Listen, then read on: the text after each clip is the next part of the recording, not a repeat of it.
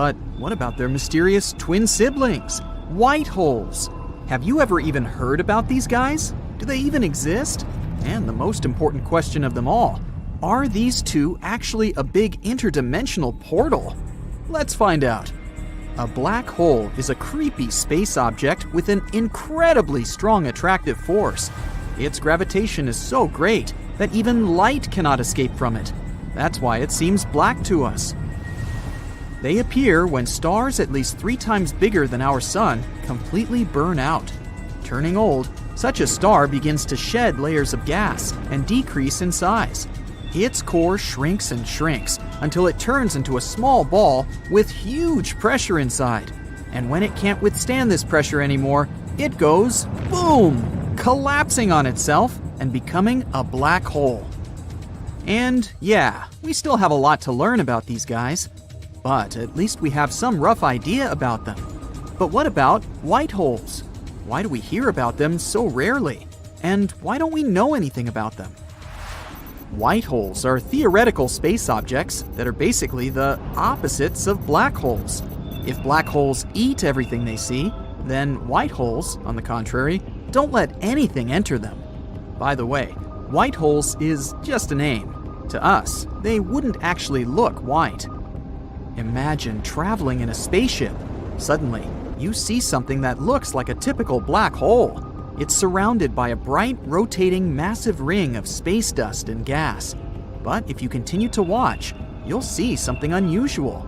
This hole will spit out some matter from its center. Something like this is impossible with black holes. Only at this moment will you realize that this is a white hole, because visually, they have no difference. Both of these space phenomena have the so-called event horizon, which is something like a boundary. For a black hole, this boundary becomes the point of no return. If you cross it, there's no way back for you. But for a white hole, it's more like an invisible wall you can't get through. It's like an exclusive club for no one. Here's something interesting to think about. Once, a white hole got a huge amount of material from somewhere, somehow. But then, it stopped absorbing this material and started spitting it out. So that means that it spits out remnants of the past. But what exactly is this past? Can a white hole spit out something that once existed and has long disappeared? Can these things somehow affect our world? This thought may be a little worrying, but you can relax. The thing is, we haven't discovered even a single white hole yet. It may be because we have very little actual knowledge about space.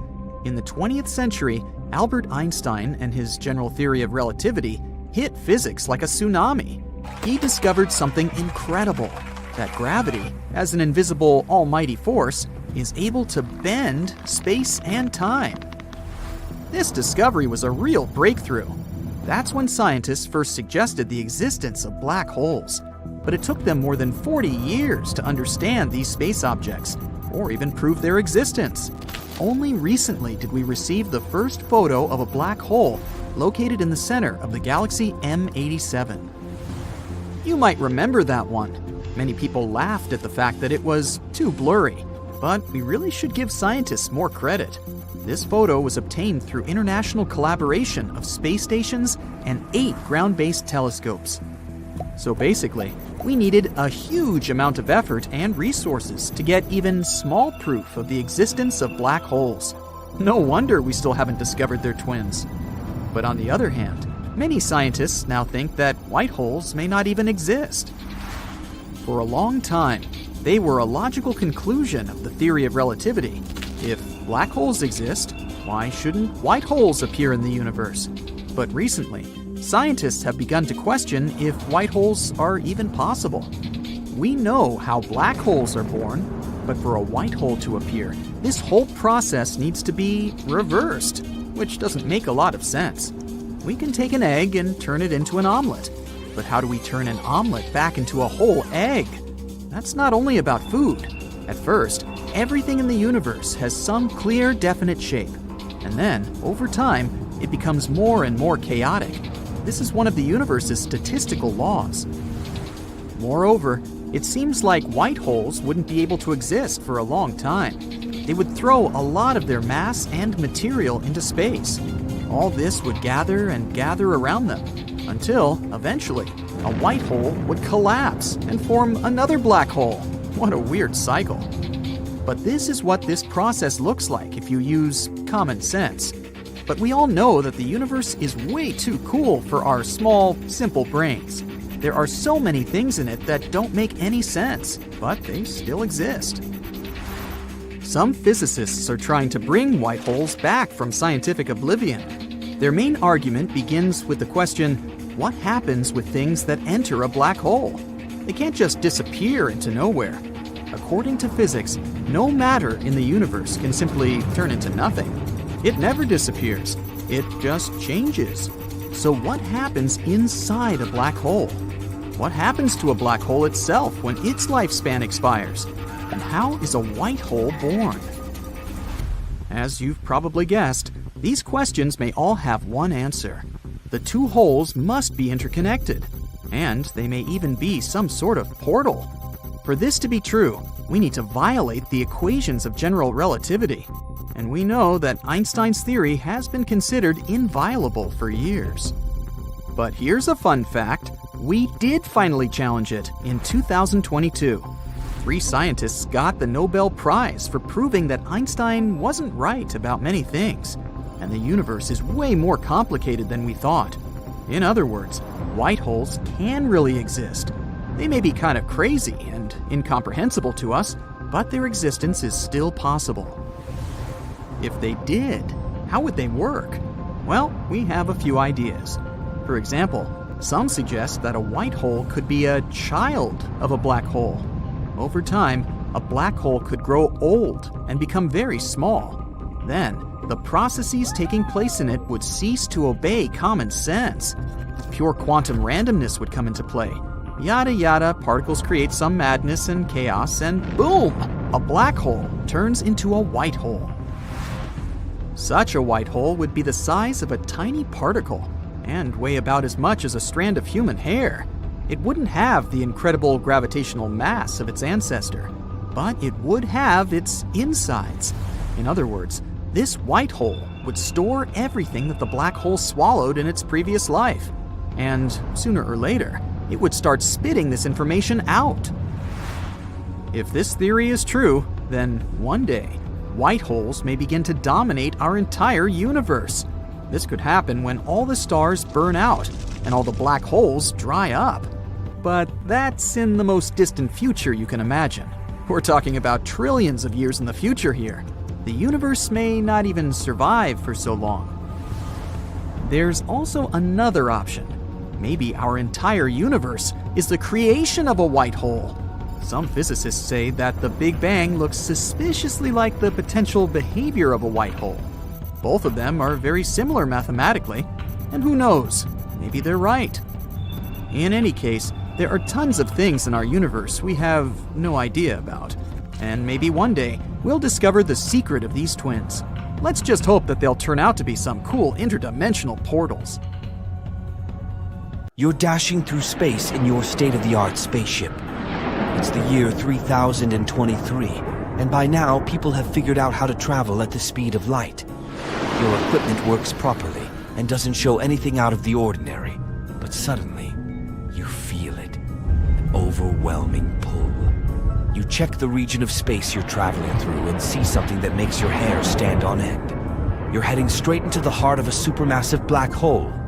You didn't notice it before because these space monsters have such an immense gravitational pull that even light can't escape their clutches. So they're literally black. What happens next is hard to describe. Time and space are getting warped, and you can't understand what's happening to you and your spaceship. Normally, your story would finish here, but for some unfathomable reason, you survive and are spewed with great force in... Actually, you have no idea where you are. But what you do understand is that a black hole wouldn't let you go so easily. So, what on earth is this thing you've just left? Could it be a white hole? This is a theoretical cosmic region functioning in the opposite way to a black hole. While nothing can escape a black hole, nothing can enter a white hole. You turn around. The white hole, if if it really is a white hole, looks exactly like a black one. Your equipment shows that it has a certain mass. It also seems to be spinning. You also spot a faint disk of dust and gas gathered around the event horizon, a bubble boundary separating the insides of the white hole from the rest of the universe. And then, you witness something incredible. A belch. That's when you finally realize you might be the first person to find a real white hole. While the event horizon of a black hole prevents stuff from escaping, in white holes, this boundary doesn't let things enter it.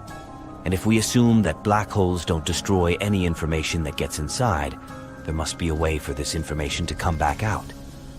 So can this something helping information escape be a white hole? So far, white holes are only a theory. You can imagine them as black holes in reverse. Another question is how white holes might form. One of the most popular theories claims that a white hole could be a black hole that has almost collapsed in on itself and then exploded outward again. No one has seen it, obviously. But inside a black hole, there might be a long tube. It gets longer and narrower until it reaches the point in which it gets so narrow that quantum effects make it bounce back. And then this super long and super narrow tube starts getting thicker and wider again. And that's how a white hole is born. But what could make a black hole want to turn itself inside out? Quantum mechanics states that many things we perceive as continuous are actually granular. For example, let's take light. It's not a continuous wave, it's made up of photons. So if we apply quantum mechanics to space itself, we'll find out that the cosmos is granular too. It means a black hole can't squeeze stuff down to infinity. At some point it will reach its minimum size, and this matter or whatever is falling down the black hole will have to stop and bounce back, giving birth to a white hole. What matter might a white hole spit out? Some experts think it could be ordinary electromagnetic radiation. It'd probably be unrecognizable from what originally fell into the black hole, since things get horrendously squashed after entering black holes. Black holes are known to absorb everything, matter and energy. As for white holes, they would expel everything, almost like anti-gravity, endlessly ejecting material. To discover a white hole, we probably need to look for a place where matter would be ejected with enormous force and a lot of energy. You already know about black holes, giant space vacuums that pull inside everything in their way. But have you ever heard of a space phenomenon called white holes? And what would happen if these two met and, let's say, collided? Let's hop on a shuttle, venture into space, and get to know them better first. As you already know, you can't see black holes directly, even with fancy telescopes that detect light, X-rays, or other types of electromagnetic radiation. But we can see what a black hole does to the things that surround it. For example, when a black hole passes through a cloud of space matter, it pulls everything towards itself in a process called accretion. As the matter is pulled in, it becomes hot and emits detectable X-rays. Or something else can happen. Sometimes, a regular star comes too close to a black hole and gets torn apart. A black hole is a super dense object with an incredibly strong gravitational pull that starts stretching the poor star out into a long and thin shape like spaghetti. You've probably guessed it. We call this spaghettification. As the pieces of the star are pulled in, they become hot and emit X-rays. A black hole can choose a different method too, squishing the star and making it flat like a pancake. In the other corner, you have a mysterious white hole. These are less well known because we don't have much information about them. Our knowledge of white holes is based on theories derived from the same mathematical equations used to describe black holes. To witness this battle, you would need to get close to a white hole. But don't worry, at least this one won't eat you and turn you into spaghetti or a pancake. Just like nothing can escape a black hole, nothing can enter a white hole. It's like the most exclusive club in space with no entry allowed.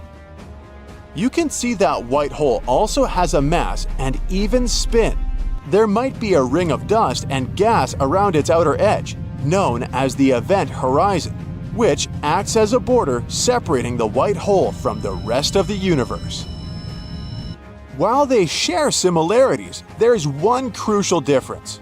A white hole can release matter and energy, while a black hole cannot. Scientists describe a white hole as the time reversal of a black hole, as if you're watching a video of a black hole played backwards. Things that are already inside a white hole can leave and interact with the outside world. However, nothing from outside space can ever affect the secretive inner world of a white hole. Einstein said that space and time are not flat. They can bend and fold, all because things like stars and planets have mass. A scientist named Carl Schwarzschild figured out how to use Einstein's ideas to describe what happens around a really heavy object. He discovered something called a singularity. It's a point of infinite density, and it lies at the center of a black hole. It's like a tiny, tiny point where everything is squished together, all the matter that the black hole has consumed. The tricky part is that the singularity is so small that it doesn't really make sense in our normal understanding of time and space. Plus, it bends space around it so much that it creates a special area that's cut off from the rest of the universe. We call this area a no man's land, which is basically where black holes exist. Scientists still can't understand what happens at the point of singularity in black holes, let alone white holes. So let's go back to the questions we started the story with. What's stronger, and what would win then? It seems black and white holes have completely different strategies. A white hole is a mystery that we still don't know much about, but it seems more experienced at conquering space than a black hole is. I mean, a black hole swallows matter and everything it encounters, true. But a theory suggests that white holes may have once been black holes. They're purely imaginary for now, but stories say white holes can only exist if there is absolutely no matter inside their boundaries. If even the smallest particle entered a white hole, it would cause it to collapse. That's a significant disadvantage in a potential battle, don't you think? But it's also a really tough task to try to sneak a small asteroid inside a white hole. Its gravity is most likely extremely powerful and will push you away. This is where the singularity comes into play. Remember when I said scientists were not sure what really happens with this tiny, tiny dot of infinite density? It can't be that a black hole just infinitely collects matter in its center. Something else has to be happening there. What if this singularity kind of rebounds and actually becomes a white hole? Of course, it would take a really long time for this to happen. Like billions of years, even for the smallest black holes. There's a special type called primordial black holes, and scientists think those probably formed right after the universe was born. And if there were really tiny black holes created after the Big Bang, they might have already exploded and turned into white holes. Some scientists even think white holes could possibly explain the Big Bang, since both involve an enormous amount of matter and energy appearing out of nowhere. All this doesn't sound promising for a black hole. Can this be the first time ever it's gonna lose? If a black hole becomes a white hole, it doesn't even matter how much it's consumed. It might throw everything back out into space. In that case, a white hole might not last that long, so it will need to make a move against its opponent really quickly. Whoa, you may have thought you were safer near the white hole because it wasn't about to eat you. But look at it, it's shaking. Oh no, it started ejecting all the things it's been keeping inside at the speed of light. Get out of the way to not have some ripped planet catapulted in your direction. After millions, even billions of years of making a mess all around the universe, A magnificent, spectacular, and chaotic battle is about to start. The black hole is patiently taking the attack, pulling in everything that the white hole is throwing in its direction. Asteroids, all those ripped stars that used to shine so brightly in the night sky, planets, and even entire galaxies, it's all getting out of it insanely fast and in all directions. Both the white and black hole have managed to survive against every space object till now, but that's just because they haven't faced each other yet. It's an exhausting battle that doesn't stop. All odds were against the black hole at the beginning. But look, it seems something is changing. The white hole is slowly losing energy since it can't swallow any new things and renew its supplies. Meanwhile, the black hole is patiently collecting everything its opponent has thrown at it during this fierce attack, growing bigger and bigger. It can keep doing it for thousands of years. Its insanely strong gravity brings the white hole closer, even though it's trying to escape. And the time comes for the last strike. The black hole's gravity starts stretching its enemy until it swallows it entirely. The white hole is completely gone, and now that it has so much energy, our winner is more massive and stronger than ever. Oh no! Run!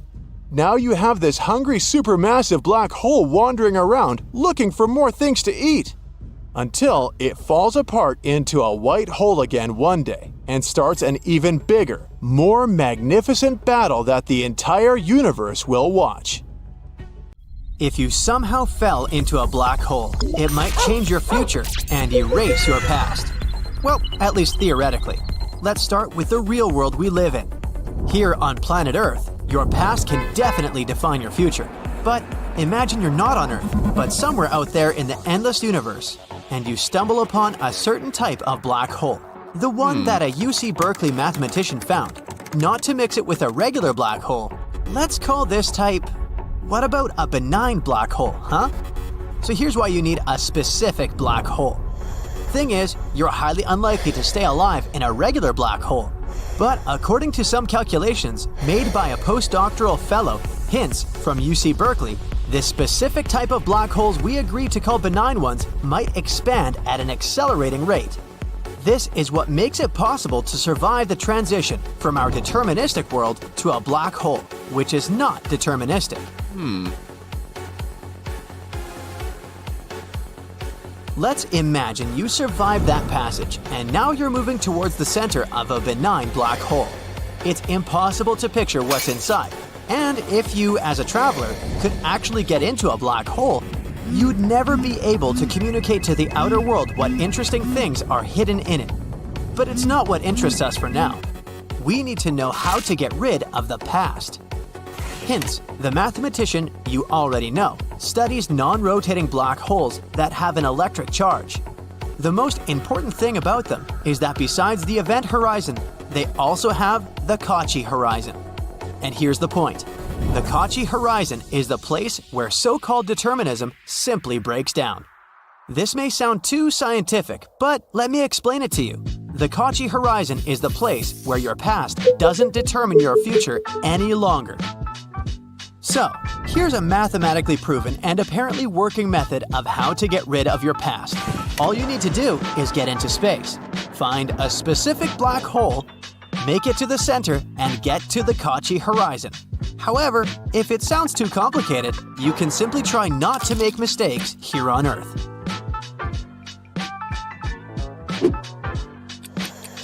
Yeah, ideas like your past gets cancelled, you have an infinite amount of options of how your future will evolve, and all that jazz sounds as unrealistic as they are appealing. Like, imagine no one knows you failed to get into college and get a degree, but from now on, you have every opportunity to do whatever you want. But only theoretically. In reality, once you get into the black hole, not that specific one we've already talked about, you're most likely to disappear once and for all.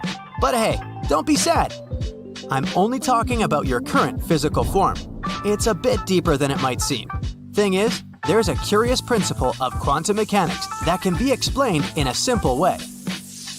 For starters, imagine that you're not a human being, but just information. You have your experience, your background, and your thoughts. All of these are the information you are. Now, let's make it even simpler. Imagine a USB drive or a book. Both of these things contain information. If you smash a USB drive that contains music and movies, it won't exist anymore in its physical form, but the information it had will never stop existing. Same with the book. If you burn it, the information it has doesn't get burned. It continues to exist, but in another form. So, this fun theory claims that even though someone passes the horizon of events, which is a point of no return before you get spaghettified, they don't stop existing. In simple words, these universe travelers still exist, but in the form of information. Now let's go back to the black holes. According to Stephen Hawking, black holes emit radiation. Radiation makes them shrink, and with time, I mean much time, a black hole can shrink so much that it eventually disappears. So what happens to the astronaut who got entangled in a black hole if it disappears? Nope, they won't be ejected from the black hole in the way they used to exist. However, they will still be ejected from there, but in the form of Hawking radiation. But it's just a theory. Right, you remember that no one knows exactly what happens in the black hole?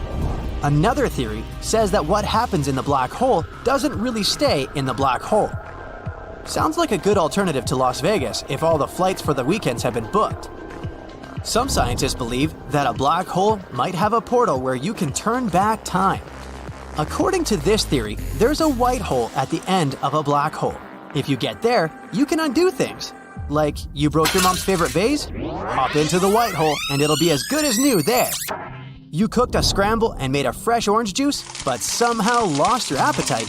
It's not a problem if you cook it inside a white hole. Voila! The eggs are unbroken. The oranges are uncut and juicy again. No more food waste.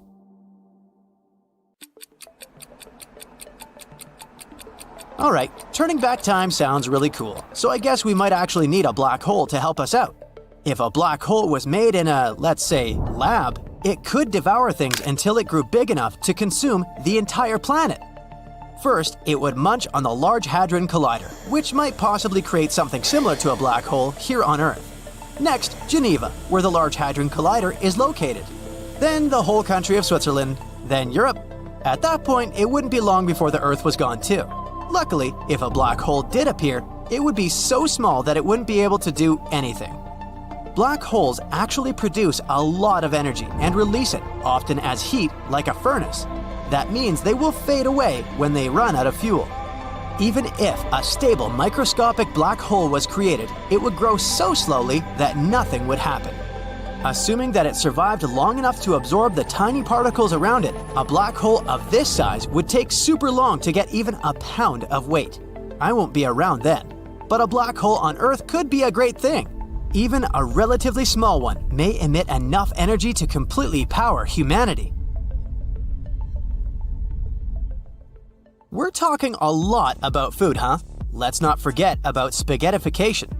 The concept is quite simple, by the way. It's all about gravity. Imagine you're playing with chewing gum. With your force, you could easily stretch it so instead of a regular piece, you can get a long and thin one. The same happens to you. Black hole force is enough to stretch you as if you were a piece of chewing gum. Gravity holds you tight on one side, which makes you stretch. You may wonder, how come you don't get spaghettified on Earth if there's gravity too? Easy peasy. It's just too weak to do that with you. If you asked a butterfly to stretch the gum, would it be able to do that? Not likely. Their tiny limbs are just too weak. Same here. The Earth is just too weak compared to a black hole. So, if you were wondering whether you'll ever reach 6'6", it may never happen on Earth. But once you're in a black hole, you can go far beyond those mere 6'6 inches. Your best height moment won't last long though. If you stretch the chewing gum at one moment, it will simply tear apart. The same will happen to you because of spaghettification.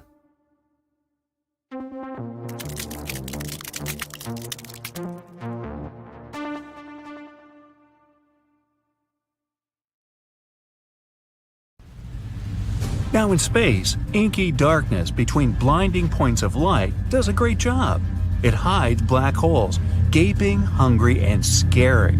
Their blackness makes it really difficult for astronomers to find detailed information about these space monsters. When a powerful and massive star reaches the end of its life, it can't just fade into nothingness. One of the most likely scenarios, the star will run out of its nuclear fuel. Then, in a blazing flash of light, it'll collapse under its own gravity. If the star was large enough, it'll turn into a black hole. There's a hypothetical type of black hole called primordial. Scientists have never gotten any real proof of their existence. These holes are insanely old and quite tiny, by black hole standards, that is. Astronomers believe they could appear several milliseconds after the Big Bang. At that time, stars and galaxies weren't born yet. It means primordial black holes probably witnessed the entire history of the universe. By now, the smallest primordial black holes have most likely evaporated away, but the bigger ones can still be scattered out there in space. But how did primordial black holes appear in the first place? In the very beginning, space wasn't the same. In some regions, it was hotter, in others, cooler, and some areas were extremely dense. Scientists believe these dense spots could collapse into primordial black holes. The most curious thing, though? These holes might be so small exactly because they popped up right after the Big Bang. The longer it took a black hole to appear, the larger it was. The mass difference between older, smaller, and younger, bigger black holes was incredible. Compare the mass 1,000 times greater than our Sun's and that of a jelly bean. Now you get it. There was a theory that primordial black holes could actually be dark matter. This matter is believed to make up around 80% of the mass of the observable universe. Astronomers can't see this bizarre ingredient directly, since it doesn't emit light or any kind of energy. The idea remained unpopular for decades, but recently, scientists have realized there are many more black holes in the universe than they used to think, and it means the theory might actually work. And the vast and still hidden from us population of Big Bang black holes could not only make up but be dark matter. After all, astronomers haven't discovered a single dark matter particle yet, even after decades of searching. Some scientists argue that dark matter can't be tons of multi-sized primordial black holes. They would collide far too often for this to work out. Others object that black holes might exist in twos, and then a third one can always approach the pair and replace one of the initial holes. After all, our universe is swarming with black holes, and there's no lack of them. This process would repeat again and again, meaning there would be almost no merges or collisions. Primordial black holes might stay in clusters the size of the distance between our Sun and the nearest star. Each of these clusters can be home to thousands of black holes, all crammed together. A 30 solar mass monster of a black hole might sit at the center, with more common stellar ones occupying the rest of the space. Such clusters can be everywhere astronomers think dark matter is. But so far, this is still only an exciting theory, and some scientists don't support it yet. More data is needed. Now, black holes sometimes behave like massive galactic volcanoes. From time to time, they flare up, but instead of spewing lava, they produce enormous amounts of energy, and it makes gaping holes in the surrounding material and gas. A short while ago, scientists discovered one of the largest craters in the universe. Radio and X-ray telescopes detected a supermassive black hole that threw a temper tantrum many years ago. It happened in a galaxy cluster about 390 million light-years away from Earth. The crater left behind, which was actually a hole punched in the cluster's hot gas, could fit 15 Milky Way galaxies. Whoa. Recently, astronomers have found out that one of the most massive stars in the neighborhood might just have vanished. The star used to hover in space 75 million light-years away from Earth. It's usually too far away for scientists to clearly see individual stars, unless they're really massive, like the one we're talking about. It was gigantic and shining 2.5 million times brighter than our Sun. For the last time, astronomers saw the star's light in 2011. But when they decided to examine it more closely several years later, they couldn't find it. Such huge stars usually go out in an extremely bright supernova, but nothing here, which puzzled the scientists to no end. There's a theory it collapsed into a black hole, and it happened without triggering a supernova first. It does occur among stars nearing the end of their lives, but very, very rarely. KB 141b is a planet outside of our solar system. At first glance, it's not that different from Earth.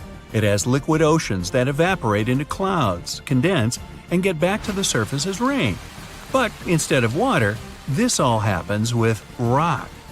The surface of the exoplanet is covered with lava seas tens of miles deep. The temperature on K2-141b reaches 5,000 degrees during the day. That's hot enough for the magma in the oceans to vaporize into the atmosphere. Then, supersonic winds, which can move at the speed of 1 mile per second, carry this rock vapor to the planet's night side. The vaporized magma cools down, becomes liquid again, and falls as a rocky rain. Well, looks like we're gonna need a bigger bumbershoot. A star in the galaxy GSN 069 might turn into a planet the size of Jupiter in the next trillion years or so, all thanks to the star's regular encounters with a black hole. First, astronomers noticed bizarre X-ray bursts. Those were super bright and went off every 9 hours.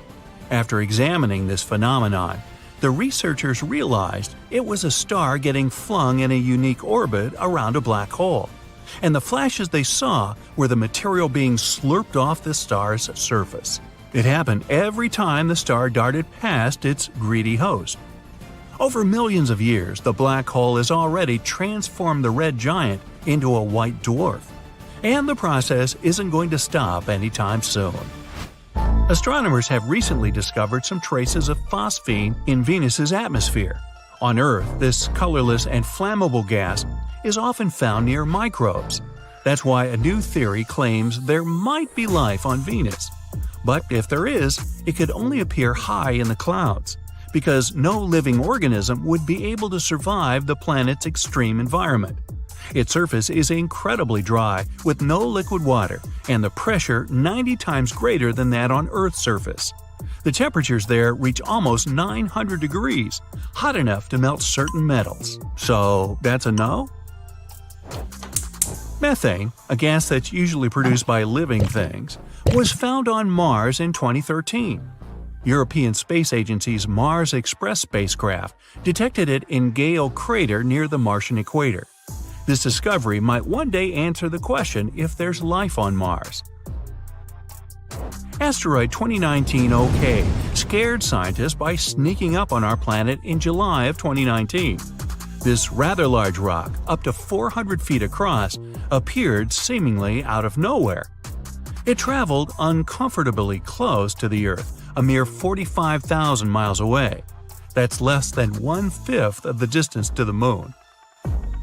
The Sun's outer layer is way hotter than its surface. The temperatures vary from 10,000 degrees close to the surface and a mind-boggling 1 million degrees in the corona. That's the Sun's outermost layer. The reason for this phenomenon might be nanoflares. Those are regular, powerful bursts of heat from the star. Another theory blames the layer that lies just beneath the Sun's surface. It seems to generate a weak magnetic field. That's why, when the energy from this layer leaves the Sun, it heats the corona through a mesh of magnetic branches and roots. The Moon might still be shrinking. Our planet's natural satellite has become 150 feet skinnier than it used to be several hundred million years ago. If its insides keep cooling, it might explain the quakes shaking the Moon's surface. In 2019, NASA's InSight lander, whose goal was to study the interior of Mars, registered the first Mars quake ever. These quakes were coming fast, about 2 per day. Most of them were tiny. You wouldn't even feel them if they happened on our planet. So far, more than 300 Mars quakes have been detected. Those are the first quakes on any space body other than the Earth and the Moon. Another mysterious phenomenon discovered by the mission was bizarre magnetic pulses. They occurred every midnight around the lander. it's still unclear what those pulses are. Maybe after midnight, they're going to let it all hang out, or something. Pluto's atmosphere rises much higher above the surface of the dwarf planet than, let's say, Earth's. It also has more than 20 layers, all of them freezing cold and extremely condensed. Oh, by the way, our moon also has some sort of atmosphere. Called an exosphere, it consists of helium, neon, and argon. It's 10 trillion times less dense than Earth's atmosphere. Or, really thin.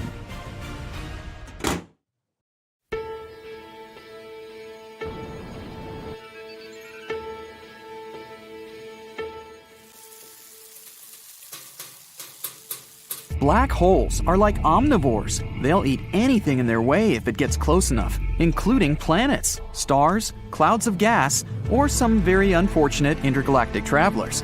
Not that it really gets hungry and goes after space objects, it simply swallows whatever comes nearby. It stretches giant space bodies until they're thin, like spaghetti, and rips them apart atom by atom. A black hole is a huge amount of matter that comes in a very small package. It's like you squeeze a star 10 times bigger and more massive than the sun into a small area with the diameter of New York City. You get an extremely massive, compact, and dense pit with gravity so strong, not even light can escape, not even another black hole. They don't have a fixed point in space. Stars, planets, asteroids, comets, black holes, and everything in the universe is in constant motion. That's why things get so chaotic from time to time. Researchers found a giant black hole at the heart of one galaxy being eaten by an even bigger one. A black hole can get extremely big. At the centers of most giant galaxies are black holes that can grow millions to billions of times the mass of our sun. One of the ways to become so big is by eating others of its kind. A black hole merging with another black hole is one of the most energetic and powerful things in the universe. Picture this: 1.3 billion years ago, two black holes are circling around each other. The bigger one pulls the smaller black hole inwards, and now they're locked together in a spiral. Through time, that orbit starts decaying, but very, very slowly. These two black holes are constantly getting closer and closer. As they approach one another, the disks of orbiting dust and gases that surround them mix and create an intense towering vortex. It extends and goes pretty high above the center of that disk. At some point, they finally merge into one extra big, supermassive black hole. As they're merging, they kick out gravitational waves. These waves tell us a lot about black holes, but they can't reveal their precise position. So, scientists need some electromagnetic signal that will find the black hole's location, like radio waves, X-rays, or a flash of light. We can't see black holes, but we can detect their effect on space objects that are surrounding them. When a black hole passes through a cloud of matter, its strong gravity will pull matter inward. If a star or a planet comes close enough, the same will happen. The attracted matter then accelerates, which means starts to move very quickly and heats up. The black hole then starts emitting X-rays that radiate in the area surrounding it. The energy of X-rays affects the neighborhood and can, for example, spur the growth of new stars. And finally, bam! They collide. It's a massive burst of energy, one of the biggest bangs ever since the Big Bang. In less than a second, that collision emitted more energy than all of the stars in the visible universe together at the same time. Black holes can become huge, but not necessarily. Stellar mass black holes have a mass similar to the Sun, and they can be very small. The one scientists found in 2019 is located 10,000 light years away from us and is only 12 miles across. They really have a reputation for destruction, but black holes are just another source of gravitational force, similar to stars. That means it's possible for a space body to orbit them, if it moves fast enough, of course. Let's say there's a black hole with the same mass as the Sun. The speed a space body would have to move at is the same as the one needed to orbit our Sun, if the distance is the same. That's a theory. In reality, planets don't really orbit black holes. because those that have a mass similar to our parent star are mostly the remnants of giant stars that ran out of nuclear fuel and eventually exploded. That's how black holes are created in the first place. And chances are that none of those planets nearby will survive it. But 30 years ago, scientists discovered the first planets beyond our solar system. These planets were found orbiting a pulsar, which is also some sort of supernova remnant. We don't know how they survived the explosion of their parent star. It's possible they may have been created after the destruction from debris that formed after the explosion. Scientists even have a theory that black holes are possibly wormholes, something like tunnels to other galaxies. That means they don't destroy objects they swallow, but send them somewhere. The theory says the object that enters and then goes out on the other side leaves the tunnel through something opposite of the black hole, a white hole. It probably looks similar to its companion, with all that spinning and similar mass. There could be a ring of gas and dust around the event horizon. The event horizon is the point of no return, the part of a black hole where nothing escapes. Unlike a black hole, a white hole lets light and all the matter leave, but none of that will be able to enter the portal once again. About 50 years ago, Stephen Hawking realized that black holes leak energy. Scientists then developed the theory that a white hole could be born out of a black hole. They're still not sure how the black hole disappears, but in this scenario, it would grow so small it no longer can have such strong gravity that makes it swallow other objects. So, it might turn into a white hole then. Such a hole would be similar in mass to something really light, like human hair. It wouldn't be so dramatic as its black hole ancestor, but it would still hide mysteries in its interior, the information of all space objects it had swallowed previously. It would eventually spit out that information and get so big, it would dominate the universe. White hole behavior, opposite of black holes and all that sucking the matter inward, could be compared to the Big Bang explosion, where the universe is expanding and new objects are forming. But even if something like this happens, it may only be possible trillions of years from now. And there's an issue. Even if some big white holes did form somewhere in space, they probably wouldn't last too long.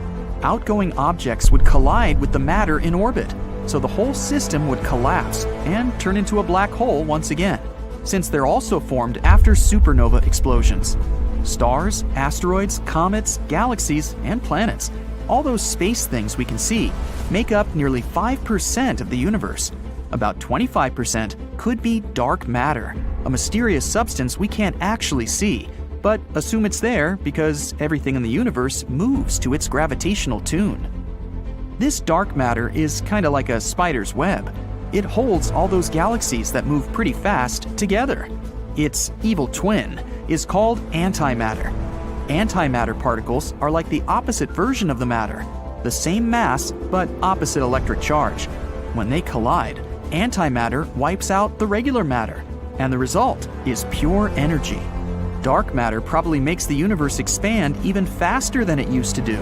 One of the latest theories says it could be responsible for the huge asteroid strike that made the dinosaurs go extinct, too. The universe doesn't have a center, but galaxies do. The Earth makes a circle around the center of the Milky Way once every 250 million years. This orbit is not straightforward, but we can roughly predict it. Once in every 60 million years, we go through the crowded region of our galaxy, known as the galactic disk. At the same time, we can track some harsh mass extinctions in the history of our planet, including the asteroid that wiped out the dinosaurs about 66 million years ago.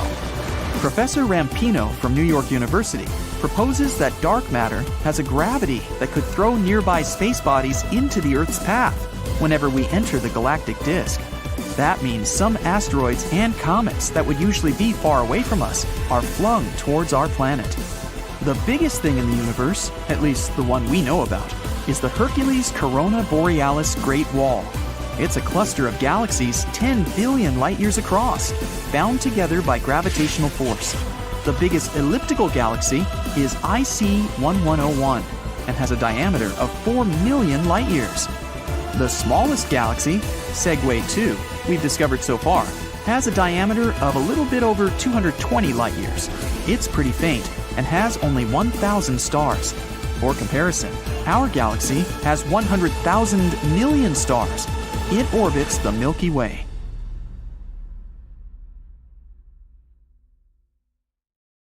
You might think falling into a black hole is as easy as falling into a giant pit, but boy, is it a whole different ballgame. To actually fall into a black hole, you would need some incredible luck and a dash of wizardry.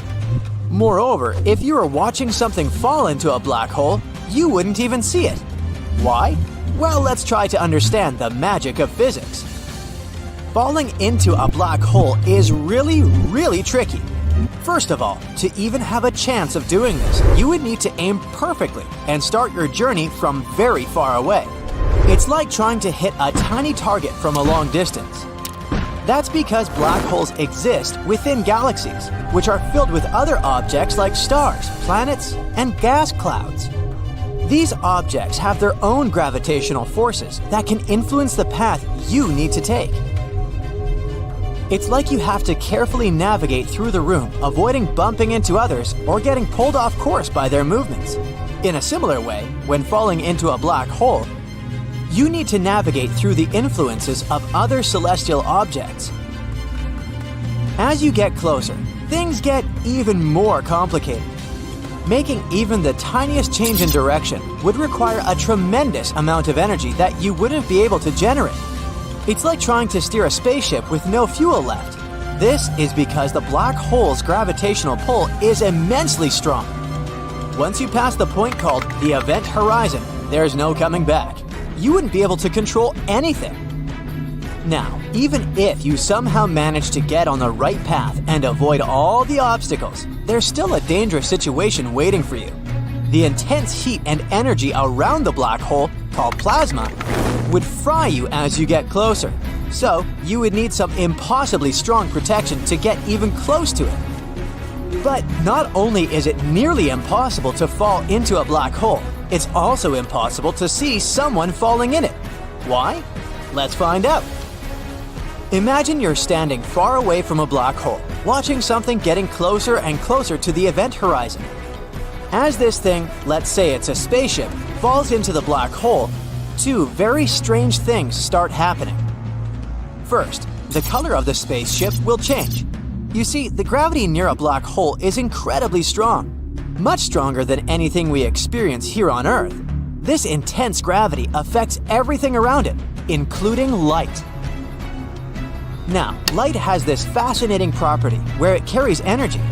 But when light gets close to a black hole, the powerful gravitational pull starts sapping away its energy, kinda like stealing it, making light weaker. And you know how when you look at a beautiful sunset, the sun appears to be this warm, reddish-orange color? Well, that's because when sunlight travels through our atmosphere, it scatters and loses some of its higher energy bluish colors, leaving behind the redder ones. So when light loses energy, it tends to shift towards the red end of the color spectrum. The same thing happens near a black hole. The light from the spaceship loses energy due to the black hole's strong gravity.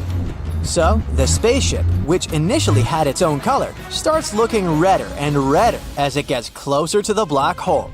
It's as if the black hole is casting its magical spell, changing the color of the spaceship itself. The second weird thing is related to time. According to a theory of general relativity, gravity can mess around with time itself. And it works in a very strange way, because none of you, not you, not people on board a spaceship, will feel this change. For you, an observer in this scenario, time is flowing just like it always does. You're just sitting there, sipping your space lemonade and watching the spaceship's journey. For people on a spaceship, things are the same. Their watch ticks away at a regular pace, and they go about their day as usual. But, objectively, for you, it would be like watching a spaceship fall in slow motion. It will seem to you that it's been falling into a black hole for weeks or even years. You might turn 80 and the spaceship is still out there. Crazy, right? Now, if time slows down for the spaceship, it means the light it emits also slows down. So imagine someone on that spaceship flicking a flashlight on and off. But because time is moving so slowly, the light coming from the flashlight also moves in slow motion. It takes ages for each burst of light to reach your eyes. You'll be watching a spaceship as if you're watching a video in super slow motion. And when light takes longer to reach your eyes, it becomes weaker and dimmer, just like a fading star. So, as the spaceship gets closer and closer to the black hole's event horizon, not only does it start looking redder, but it also appears dimmer.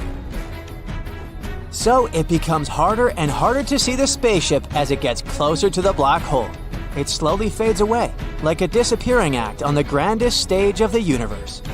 Pretty mind-boggling, isn't it? But that's all about you, the observer. And how are people on board doing? What do you actually experience when you fall into a black hole? As you get closer to the black hole, something really weird starts happening. The gravity near the black hole is so powerful that it stretches and warps everything around it. So the difference in gravitational pull between your head and feet becomes significant. This difference creates a tidal force, which stretches your body like a long, thin shape. It's a process that's scientifically called spaghettification. Essentially, you would be stretched into a human noodle. Being turned into spaghetti might sound fun for a pasta lover, but it's definitely not so great for an astronaut. Meanwhile, colors around you begin to warp and distort, creating a dazzling light show. It's like riding a roller coaster through a rainbow tunnel. Twists and turns, flashes and sparks. It's an exhilarating, mind-bending experience. And then, what happens to you depends on the type of black hole. First, we have classical black holes. These are black holes that exist forever. If you fall into this black hole, it would take an incredibly long time to reach the center. The center would keep getting closer and closer, but you would need an almost infinite amount of time to reach it. So it would feel like your journey would never end. And then we have evaporating black holes. These black holes can evaporate over time due to a process called Hawking radiation. It's just like the ice cubes melting away. These black holes have a limited lifespan, and it's basically impossible to fall into one of them. As you approach the evaporating black hole, you find yourself hovering near its edge, the event horizon. It's like being stuck at the entrance of a super cool amusement park. But guess what? This amusement park is shrinking. The black hole is evaporating, and as it does, the event horizon gets smaller and smaller. So you stay right at the edge, tracking its every move, but you will forever stay in this event horizon without ever crossing it. But remember, once you pass the point of no return, there's no way back. You're on a one-way ticket to the mysterious heart of the black hole, the singularity. At the singularity, everything goes bonkers. Our current understanding of physics goes haywire, so it's a bit like entering a magic show. What happens once you reach the singularity? Is there anything on the other side of a black hole? We have no idea. It's a big mystery for us, but maybe we'll figure this out someday. So, my friend, it's best to admire black holes from a safe distance and let your imagination soar with the incredible wonders they hold. Just remember to keep your pasta on your plate and not near these cosmic spaghetti makers. Black holes are some of the most enigmatic and sinister phenomenon in the universe. They can swallow up entire stars and planets, bending the very fabric of space and time. But what if Earth, our home planet, were to be caught in the grip of a black hole's event horizon? What would we see before the inevitable end? Well, let's have a look-see, okie dokie. So a black hole is like the bully on the playground. You avoid them at all costs. It's a region of space where gravity is so strong that nothing, not even light, can escape it. It's like Houdini in reverse. As with snowflakes, every black hole is unique. Each one has its own mass, spin, and charge. And they also come in different sizes, sort of like jeans. Petite, slim, regular, and husky, or something. Anyway, there are 4 sizes. The smallest black holes are the stellar mass kind. They're born when the massive star runs out of juice and folds in on itself. They're like the chihuahuas of the black hole world, They may be tiny, but they're feisty. They gobble up nearby matter like a hungry puppy. And even the smallest one is 3 times more massive than our Sun. Next up, we have the middle children of this cosmic family, intermediate mass black holes. They're too big to be born out of collapsed stars. Scientists believe that they may be created when several black holes merge into one. And even though they can't dominate galaxies, at least they can swallow up some nearby stars. Goody for them, huh? But do you know who can dominate a galaxy? The enormous monsters of our universe, supermassive black holes. They're the giants with masses ranging from millions to billions of times that of our Sun. And they play a crucial role in the growth and formation of their host galaxies. Finally, there are ultra-massive black holes. Trust me, you can't even imagine the size and mass of these guys. These cosmic eldritch horrors are extremely rare, but the ones we know can devour entire galaxies like Pac-Man. So, what happens if you get too close to a black hole? Or more like, what would you see in your last moments? Well, first, you reach an event horizon. It's like a point of no return, an invisible boundary that marks the edge of a black hole. And here's where things start to get really weird. For example, time starts to slow down. Not for you, for an outsider watching you from a safe distance. If you were falling into a black hole, you wouldn't feel any different. But if you were watching someone else fall into it, you'd see them slow down and eventually freeze in time, like in a paused video. As you get even closer, you would start to see some pretty mind-bending things. The gravity would cause the light around you to bend and distort, creating a sort of funhouse mirror effect. You might even see a halo of light around the black hole, known as the photon ring, or jets of high-energy particles spewing out from the black hole's poles. You can actually get pretty close to a black hole without feeling any major effects. It's only when you cross the event horizon that there's no going back. Your goose is cooked.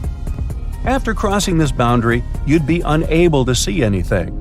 For the person watching you from the outside, it would be as if you had suddenly disappeared. Meanwhile, you might start feeling a bit stretched out, like a piece of spaghetti. This is because the gravity is so stark that it's pulling you in different directions at once. There's even a scientific term for it, called spaghettification. We'll cover linguinification in another video. Now that you're inside a black hole, you're taking aim at the singularity. It's a point of infinite density in its center, where all matter is crushed down to a single point. It's like trying to fit an elephant into a tiny matchbox. Everything gets squished together until it's as small as it can possibly be. Which means it's time to wave goodbye, I guess. And if all that sounds scary, here's another fun fact. Black holes are not rare at all. Actually, there's one in the center of each galaxy, including our own Milky Way. So, does it mean that we'll eventually be sucked into it? And if so, how exactly would it happen? Well, let's see. Imagine a black hole approaching our solar system. At first, it appears as nothing more than a tiny speck in the distance. But as it gets closer and closer, its gravitational pull begins to wreak havoc around.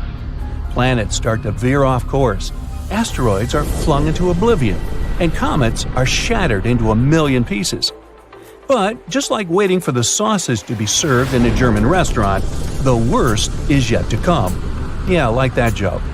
Soon, it inevitably reaches the Earth. First, our planet's atmosphere would be pulled toward the black hole, triggering a massive windstorm. And there'd be huge waves on the oceans, the water itself being distorted by gravitational forces. Imagine seeing seas and oceans getting stretched out. Earth's magnetic field is generated by the motion of molten iron in the planet's core. But now, the extreme tidal forces of the black hole would disrupt this motion, causing the magnetic field to weaken and distort. All this would cause massive earthquakes and volcanic eruptions as the planet's crust and mantle were pulled apart. All infrastructure and technology would be completely destroyed. Buildings, bridges, and roads would be torn apart. Okay, let's hit the pause button. Pretty horrifying, isn't it? Nah, but don't worry. you wouldn't have even seen that much, because you would have felt the effects of the black hole much, much earlier. Well, back to the future. We'll lose our magnetic field even before everything started to collapse. And this means not only that the weather and climate will become terrible, we'll also be exposed to extreme radiation. These gamma rays and the heat from the black hole could drastically change our planet. Say ta-ta to all our beautiful nature. At least misery loves company. We won't be the only ones affected by a black hole, which is probably even worse. As this beast engulfed the entire solar system, it would consume about everything. One immediate effect would be the disruption of the orbits of asteroids, comets, and all the other bodies. The planets would begin to deform and stretch, their surfaces warping like molten metal. The sun itself would be affected, its surface contorting like a glob of putty. And yeah, all this is scary even to imagine. But now, breathe and relax, because none of this will ever happen. This is the bright side, remember? Your infinitesimal odds of winning the big lottery are even better than the Earth ever being swept into a black hole. The nearest black hole to our solar system is called Gaia BH1. Discovered by scientists in 2022, it's found in our own Milky Way galaxy, about 1,600 light-years away from Earth. Gaia BH1 is about 10 times the mass of our Sun, which makes it a stellar mass black hole. It's not very interesting on its own, but its discovery has supplied valuable insights into the behavior of these cosmic monsters. But as you can see, even the closest known black hole is over 1,000 light-years away. They move very slowly, and they'll never get so close to our system to pose some kind of a threat. Hey, but didn't you say there's a black hole in the center of the Milky Way galaxy? Doesn't that mean it's going to eventually hoover up our entire galaxy, you may ask? Maybe not in that voice. Well, don't worry. The correct answer is no. The one in the center of our galaxy is called Sagittarius A star. You may remember it from that viral blurry photo that circled around the internet a few years ago. This black hole is indeed very massive and has a strong gravitational pull, like two 8th graders in love. However, it's still a small beam. It only affects objects that are close to it. The objects in the galaxy are all too big and move too fast to be pulled in by black holes. Nevertheless, they're still fascinating objects to study. Scientists are still trying to unlock the mysteries of black holes. And even though they'll never be dangerous to us, they're still a huge reminder of the incredible power of our universe. Now I think I'll turn my attention to the incredible power of chocolate. When astronomers started a project that was organized to create a detailed 3D map of our galaxy, they didn't expect to find anything surprising. But that's exactly what happened. Earlier in that year, Harvard scientist Dr. Anna Bonacca noticed a weird disturbance in our galaxy's stellar streams. A stellar stream is a line of stars that are moving together through galaxies. The stellar stream we're talking about is called GD1, and it's stretched in an impressive line across our sky. This stream used to be a cohesive line, stretched by the gravity of our galaxy. One day, Dr. Bonacca noticed a gap in it, and this gap had a strange, ragged edge. In fact, it looked like something terrifyingly huge recently plunged through the stellar stream. The sheer force of this object's gravity was so great that it managed to drag stars in its wake. The most shocking thing was that the telescopes simply failed to find the source of the damage. But then, what could this unseen bullet be? One theory suggests that the intruder is a stray star. But, according to Dr. Bonacca, the hole is way bigger than any existing star. It'd have to be 1,000,000 times more massive than our sun. Okay, so what if the hole in the Milky Way was torn by a supermassive black hole, like the one that dwells in the center of our galaxy? If these two black holes got too close, they wouldn't be able to escape each other's gravity. A collision might be inevitable. Then the stronger of the two holes would consume the weaker one, and one huge, super mighty black hole would appear. But people have yet to witness a collision of black holes. Plus, scientists can't predict the consequences of such a merge, even though they've simulated it on powerful computers. The only obvious fact is that it would produce incredible amounts of energy.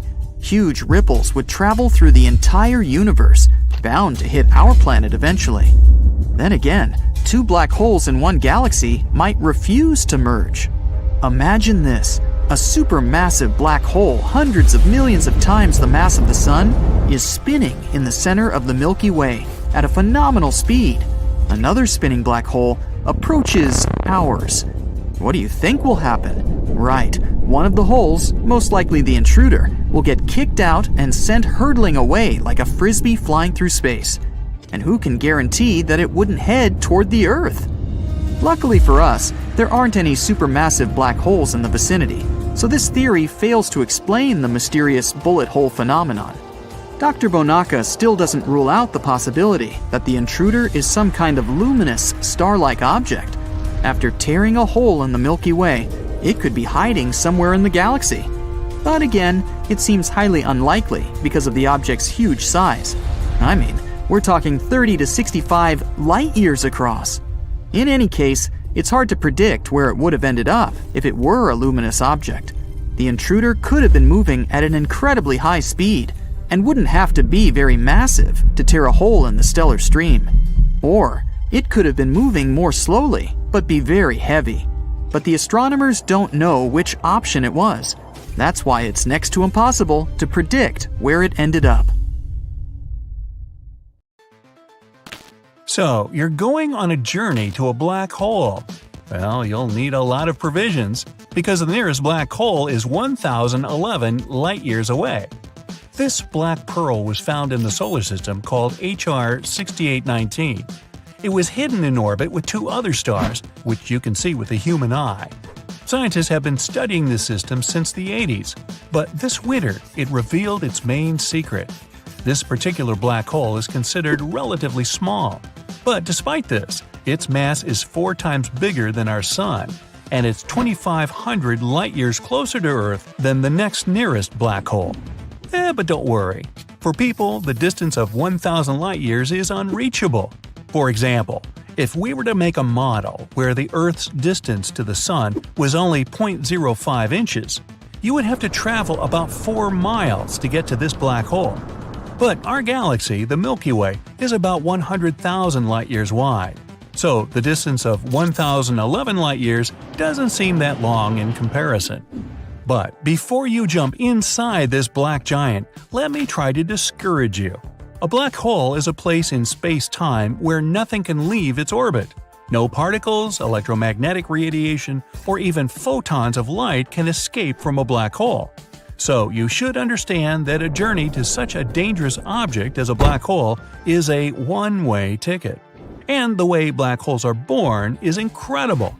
When a star runs out of fuel, the star collapses under its own weight and becomes a black hole, like the supermassive black hole in the Messier 87 galaxy.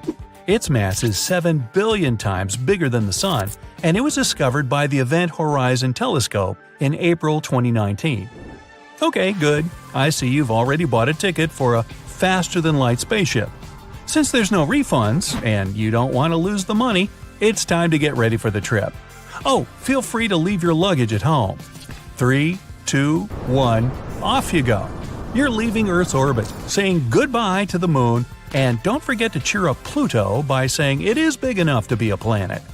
Then you pass the highway of dark space, and here's your stop, the black hole. Put on your suit, because you're going into outer space. The first thing you see is the event horizon. The gravitational field of a black hole bends the light around its edges, so the event horizon is like a croissant for the observer. Once you reach the event horizon, though, you won't be able to get back out.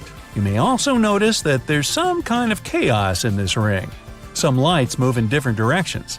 This happens because you get a mirror effect. But we still don't know what's inside the black hole, so you decide to send in a drone first. The gravity field of the black hole quickly draws in your metal buddy. As soon as he enters the event horizon, his body begins to change its shape. It becomes elongated like a strand of spaghetti, and the closer it gets to the center of the black hole, the longer it becomes. You also notice the drone has slowed its movement and now gradually approaches the black hole center. This is another effect of this space monster. The black hole's vast mass curves not only space but also time. If you hang one watch next to a black hole and another on the wall in your bedroom, you will see that in the first watch, the second hand has barely moved, while a whole day has passed on Earth. And the more massive the black hole, the stronger the effect of slowing time. Theoretically, if you have a spaceship that can overcome the gravity of a black hole, you can fly to it and wait for a few seconds. During this time, your friends on Earth would live a whole life. The flashlight on the head of your drone has turned red.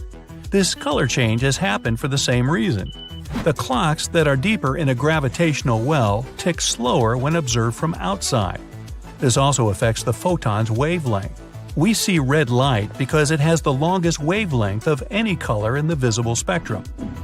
All these things actually happen to the drone in a split second, but it seems slow to you because of the time warp. Alright, it's time to enter the black hole yourself. The final preparation is your suit that will protect you from Hawking radiation. This radiation is created by black holes due to quantum effects near the event horizon. Hawking radiation reduces the weight of the black hole, so if the black hole doesn't absorb more mass from nearby objects, it becomes smaller and then simply disappears. Oh yes, the black holes are also mortal. But Hawking radiation can turn you into ash, and you'd lose the chance to see the black hole from the inside. Okay, now let's do what you traveled 1,011 light-years to do. One big jump, and you are caught in the gravity field of the black hole. This is the point of no return.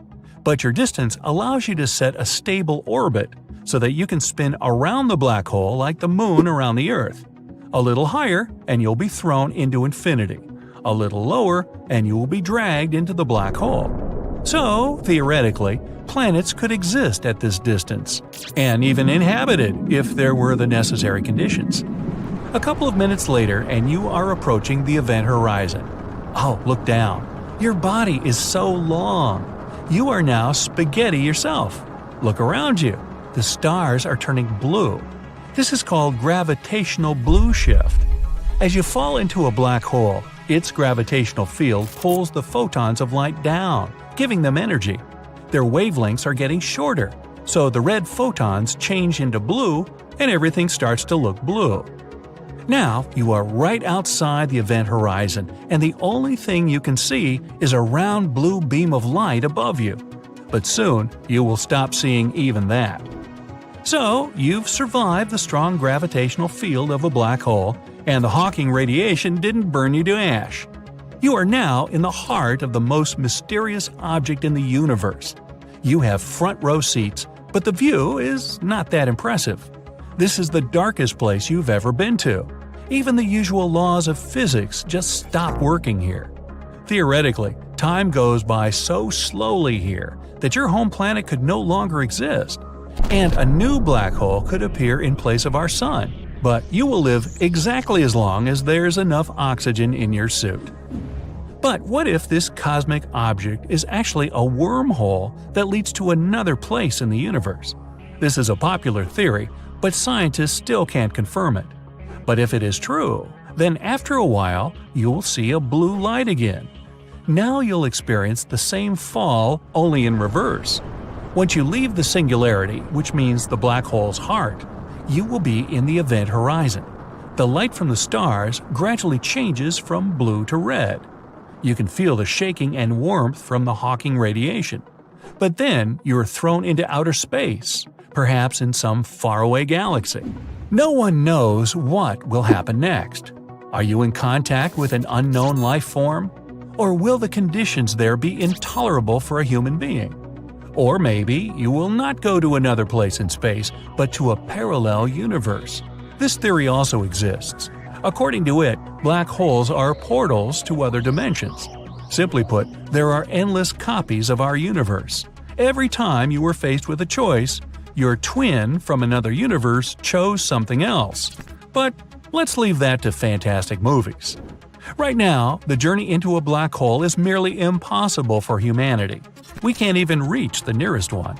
But one day, we will learn more about these space objects' nature, and maybe this knowledge will push humanity forward and make us a multi-galactic civilization.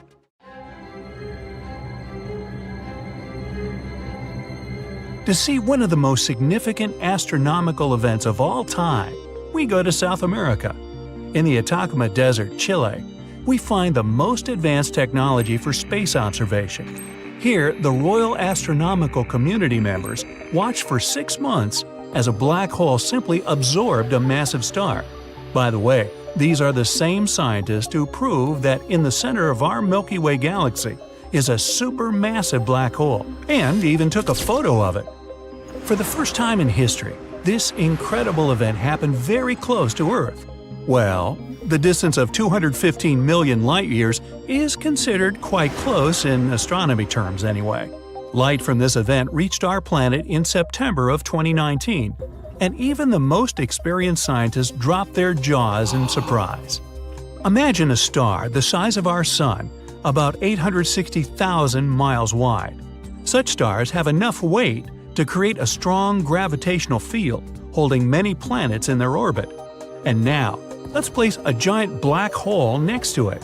The hole is absolutely black, shaped like a disk, and weighs 1 billion times more than this star. The force of its gravitational field is incredible. Nothing can leave its gravity force. Objects that can move at the speed of light will still fall into this black abyss. Even light itself cannot escape its boundaries. As soon as a star enters the gravitational field of a black hole, it has no chance. At first, it tries to resist the pull of the black hole. Still, the star's outer layers begin to stretch toward the black hole, just like spaghetti. This is due to a powerful force of attraction. If you had the opportunity to extend your hand toward the black hole, you would see your fingers begin to stretch and elongate. This is because the force of attraction increases with every inch. Therefore, it acts stronger on your fingers than on your arm. That's why this process of pulling objects into a black hole is called spaghettification. The first thing to be sucked into the black hole is the star's crown. This is the outer shell of the star, which consists of hot plasma. You may notice how the star begins to shrink in size. This is because that plasma makes up most of the visible sun. When this hot plasma spaghetti reaches the black hole, it may appear to remain on the disk's edge and continue to orbit the black hole. But in fact, there is no turning back anymore. The star's particles have already hit the event horizon of the dark abyss. The gravitational field of a black hole bends light around its edges, so the event horizon looks a bit like a croissant for the observer. Boy, lots of food metaphors here. I'm getting hungry. You may also notice a kind of chaos in this ring, as if some light particles are moving in one direction and others in another. This happens because of a mirror effect. But you can be sure that whatever reaches the event horizon will, sooner or later, be pulled into the singularity, or the black pearl of the black hole. Another illusion you spot is the star particles in the event horizon moving slower. The truth is that supermassive objects like a black hole curve space-time around them, and the more massive the object, the slower time flows near it. If you hang one watch beside a black hole and another on a wall in your bedroom, you will see that the second hand in the first watch barely moves, while a whole day passes on Earth. As observers, it seems to us that the particles of light have slowed their movement, but in fact, they may have already been absorbed by the black hole ages ago. Now, massive streams of red-hot plasma splash into space, just like spaghetti sauce. When a black hole has absorbed star material, it emits powerful rays of energy at a rate of about 6,200 miles per second. This release of energy is accompanied by an intense flash. It's thanks to this flash that scientists can even detect this process in the first place. This phenomenon can be observed when a supernova explodes. When nothing remains of the star's body, we can still see stardust and other particles in the black hole's event horizon. kind of like the Parmesan cheese sprinkled on the spaghetti. Hey, stop me if I'm taking this too far. When the process of spaghettification is completed, about half of the star's weight has been thrown into outer space as dust and glowing particles. The other half was entirely absorbed by the black hole. The scientists observed this process for almost 6 months. But what would be more interesting is to dive into a black hole yourself. Well, we can't do that yet, but we can simulate this process. Here's a little drone, our metal friend, kind of like a meatball. No, I haven't had lunch yet. Right now, it's at a safe distance from the black hole, the length of about 3 widths of the event horizon. Objects at this distance can orbit the black hole safely. A little closer, and it'll be swallowed up by a dark infinity. So, our destroyed star could have safely existed at this distance. Moreover, planets can live at this distance.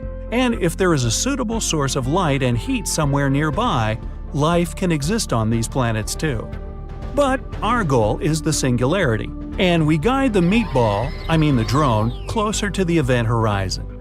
After a few minutes, the force of attraction begins to strengthen, and the drone starts to stretch like spaghetti. When it begins spinning around the black disk, it means it has reached the event horizon and has started its descent into the black abyss. Now let's look at everything from the drone's perspective. All the light from the stars that it sees becomes blue. This is called gravitational blue shift. As it falls into the black hole, its gravitational field pulls the photons of light down, giving them energy. Their wavelengths grow shorter, so the red photons change into blue. The drone continues to fall and is already completely hidden from our eyes. And all that the robot sees is a bright, thin blue beam. Now it's in complete darkness. There's absolutely nothing here, not even time. Here, time goes so slowly that our entire solar system could grow old and cease to exist during a minute spent in a black hole. But our drone will live until its battery is empty. Hey, the drone sees a small bundle of light again, and it's getting closer and more prominent. Now the drone will experience the same fall, only in reverse. Once the drone leaves the singularity, the heart of the black hole, it will be on the event horizon once again. The light from the stars gradually changes from blue to red. Then the drone is thrown into outer space, perhaps in some faraway galaxy. Well, returning from a black hole is just a theory. Some people think that black holes are a kind of wormhole that can lead us to distant places in space. But so far, these theories are considered fiction. Black holes are quite challenging to detect. The problem is they are, black, just like space. They don't emit light like stars, so they can only be detected by gravity anomalies. Despite this, scientists believe there are a vast numbers of black holes in our universe. They're born when a massive star collapses under its own weight, and given the infinite number of stars in the universe, black holes are probably a common phenomenon. Scientists believe black holes have their own lifetimes. This is because of Hawking radiation. A black hole loses mass, and so, to continue existing, it has to absorb massive objects, like the star we just watched.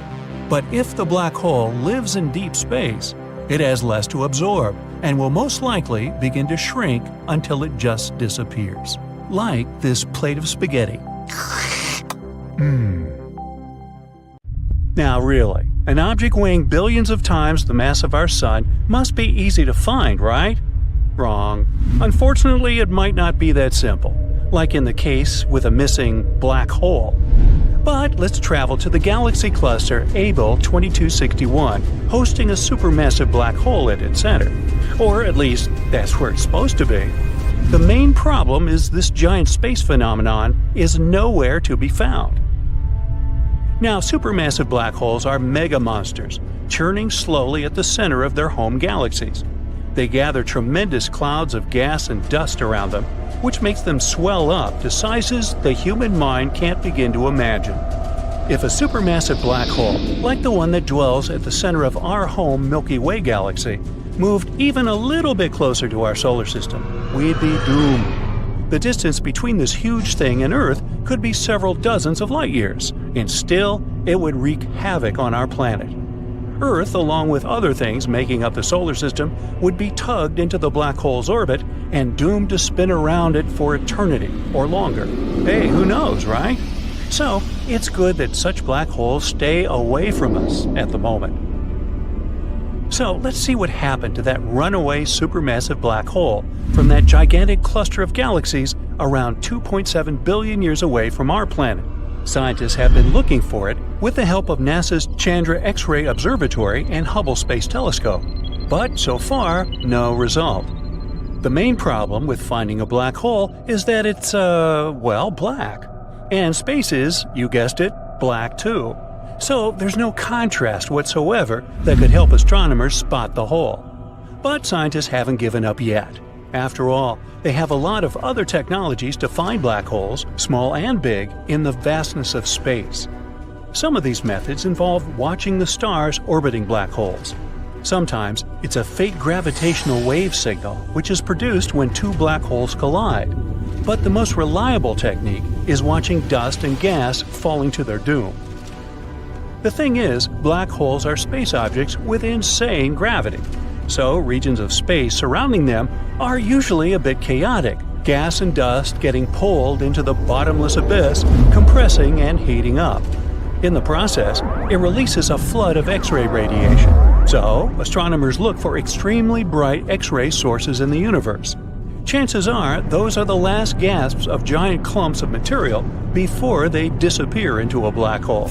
Then, why can't scientists find such X-ray signatures left by the black hole in Abell 2261? One of the most mysterious things about its disappearance is that radio telescopes have spotted some signs of massive plumes of superheated material launched at one point within the last 50 million years. These plumes were most likely caused by a large black hole, which is nowhere to be found these days. So, at the moment, we can only play a guessing game. Maybe two medium-sized black holes collided, pushing the newly merged giant out of the center of the galaxy. The observations of the stars in that galaxy have shown a clump of dense material a few thousand light-years away from the galaxy's core. Maybe it's the runaway black hole, but disappointingly, no X-ray signals are coming from that clump. Or the hole might still be there in its rightful place, but it's, slumbering. If it doesn't get a fresh supply of gas and dust, it has nothing to feed on. As a result, it can't release a flood of X-rays. But again, the answer, do not disturb, the black hole is sleeping now, isn't very satisfying. Why isn't it getting its space food? What happened 50 million years ago? What is that clump of material speeding away from the galaxy center? So many questions, and no answers so far. At least, we know what black holes look like. Well, kinda. It's actually the shadow of a black hole's event horizon, visible against the glowing superheated material falling inside the hole. The first ever mugshot of a black hole appeared in 2019, but the data for its creation was collected in 2017. It took an international team consisting of more than 200 astronomers 2 years to assemble the image. We can admire this amazing space phenomenon thanks to a vast global network of telescopes called the Event Horizon Telescope Collaboration, or simply EHT. Why such a name? The thing is that the event horizon is a point of no return on the outskirts of a black hole. When something, for example, matter, radiation, or light, reaches this boundary, there is no way for it to escape the black hole's clutches. Anyway, to capture that very first image of a black hole, scientists created a virtual telescope that turned out as big as our planet by combining the power of 8 powerful radio telescopes. But it wasn't an easy feat. The researchers had to simultaneously point the telescopes in a meticulously planned order with the help of precise atomic clocks set on each telescope. Plus, to keep the chances of rain and bad weather to a minimum, they even constructed the telescopes in super dry regions, such as the Atacama Desert in Chile and the South Pole. On each observation day, the telescope gathers roughly 350 terabytes of data. That's 10 times the amount of data collected every day at the Large Hadron Collider. But let's speak more about black holes themselves.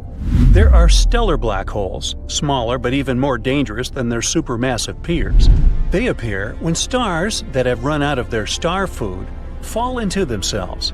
If a star used to be big enough, it keeps compressing and compressing some more, and voila! A baby stellar black hole is born. But even if I call such a hole a small one, it's still 5 to several tens of times heavier than the Sun. Unlike their massive siblings, hypothetical mini black holes could be really tiny, not bigger than an atom. Even so, just one minuscule thing would have the mass of 1,000 SUVs. One theory claims tons of micro black holes could have been created right after the Big Bang and the beginning of the universe. Some scientists even go as far as to say that a couple mini black holes pass through our planet every day. There is a supermassive black hole smack dab in the middle of our galaxy, the Milky Way. Its name is Sagittarius A star, and it's 4.3 million times as heavy as the Sun. And nope, we aren't going to be pulled into this hole. It's more than 26,000 light-years from Earth, too far to have any influence on our planet. By the way, recently, astronomers have discovered that this supermassive black hole might be leaking. If it's true, it probably means that Sagittarius A star isn't a sleeping giant, as previously thought. It might still be active. And the leakage recorded by scientists may be the hole hiccuping while swallowing clouds of gas. Maybe we should burp this baby? If you ever find yourself near a black hole, get ready that time will significantly slow down. It may work for you if you aren't eager to grow older. Just don't let yourself be tugged beyond the point of no return. Another danger of hanging around a black hole is that it might start behaving like a massive galactic volcano. From time to time, black holes flare up, but instead of spewing lava, they produce enormous amounts of energy, and it makes gaping holes in the surrounding material and gas. A short time ago, scientists discovered one of the largest craters in the universe. Radio and X-ray telescopes detected a supermassive black hole that threw a temper tantrum many years ago. It happened in a galaxy cluster about 390 million light-years away from Earth. The crater left behind, which was actually a hole punched in the cluster's hot gas, could fit 15 Milky Way galaxies. Okay, mind blown, I'm out of here. There's this mysterious thing in space, an unusual spot that scientists haven't been able to explain for more than 15 years. There are different theories, and one of them says that maybe this is an imprint from a collision with a parallel universe. Is this true? Well, let's see. Take a look at this map. This is the map of our universe. Well, not really. This is actually the map of cosmic microwave background radiation, or simply CMB. Many billions of years ago, there was a Big Bang. It was so powerful that it created our entire universe. And, of course, such an event couldn't occur without leaving some consequences. And these consequences are literally everywhere. The Big Bang left electromagnetic radiation, which we know as CMB. We don't notice it in our daily lives, but it's literally here, under our noses.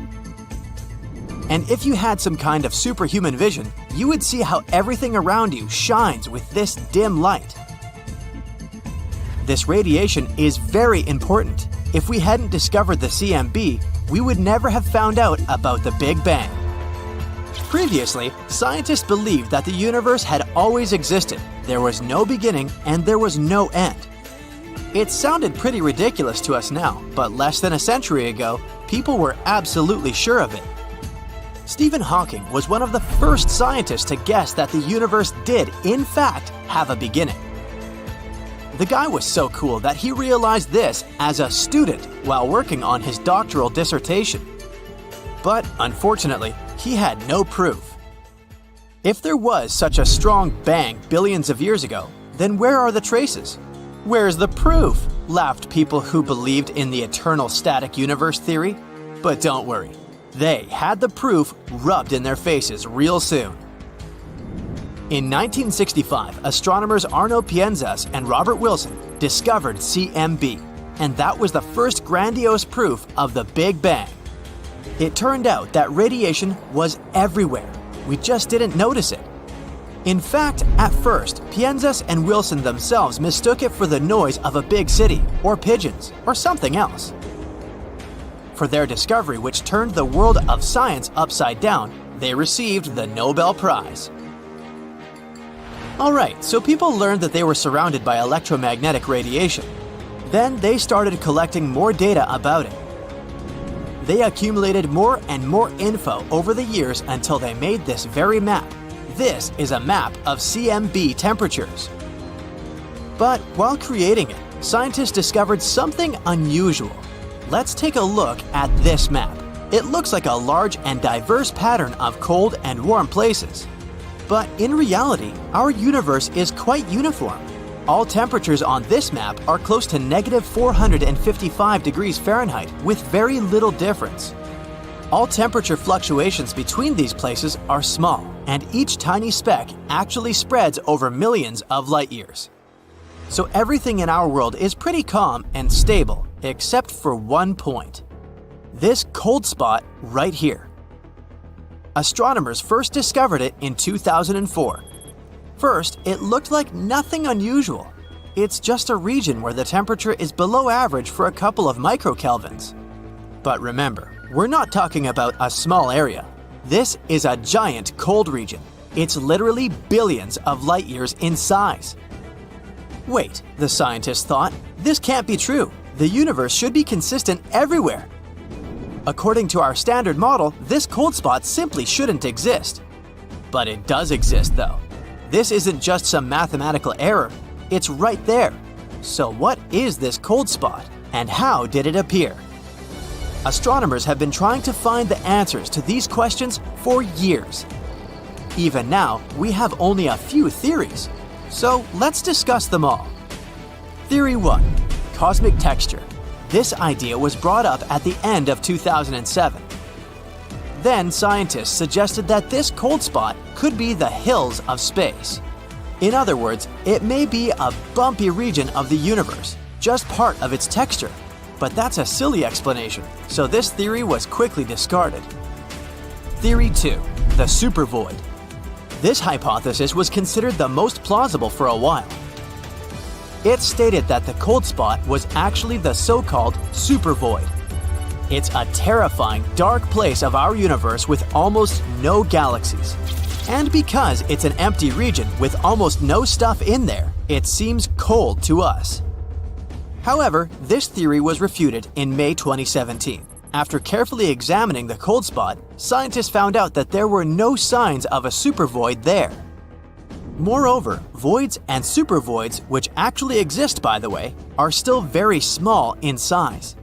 The cold spot is literally thousands of times bigger than them, so there must be some other explanation. And there is one, perhaps the most bizarre of them all. Theory 3. A parallel universe.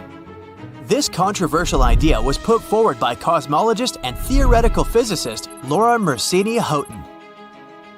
She suggested that the cold spot could be an imprint from the collision of our universe with a parallel one.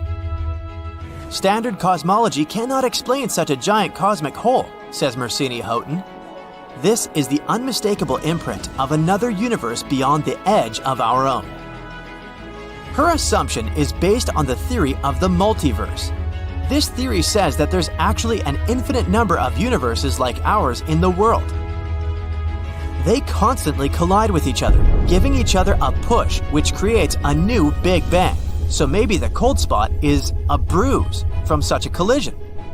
For quantum mechanics, such crazy theories are pretty common, but for standard physics and our simple understanding of the world, this is earth-shattering. Of course, we need strong evidence. And Mersini-Houghton's team has begun to work on it. Professor Tom Shanks from the Center for Extragalactic Astronomy at Durham University also participates in this research. The craziest sounding of the exotic models for the explanation of the cold spot, the multiverse is actually the most standard in terms of our current model of the universe, he wrote in one of his works. So, what evidence do we need? Well, Our cold spot is located in the southern hemisphere. According to Shanks, if there really was a collision between two universes, we should find another cold spot, and it should be in the opposite northern hemisphere. If astronomers actually found it, this theory would be confirmed, and it'd become the first proof of the existence of a parallel universe. But it's not that easy. To find a second spot, we need the latest, highly sensitive telescopes. We also need to find out some info about the nature of dark energy, how it affects space, and, in other words, there's still a lot of work to do. Not so long ago, scientists actually believed they had discovered the second spot. Researchers from New Mexico thought they had found it in the northern hemisphere. But unfortunately, this is likely to be a mistake. The map these researchers used had a high measure of randomness, so it's possible that their discovery is just an accident caused by other voids.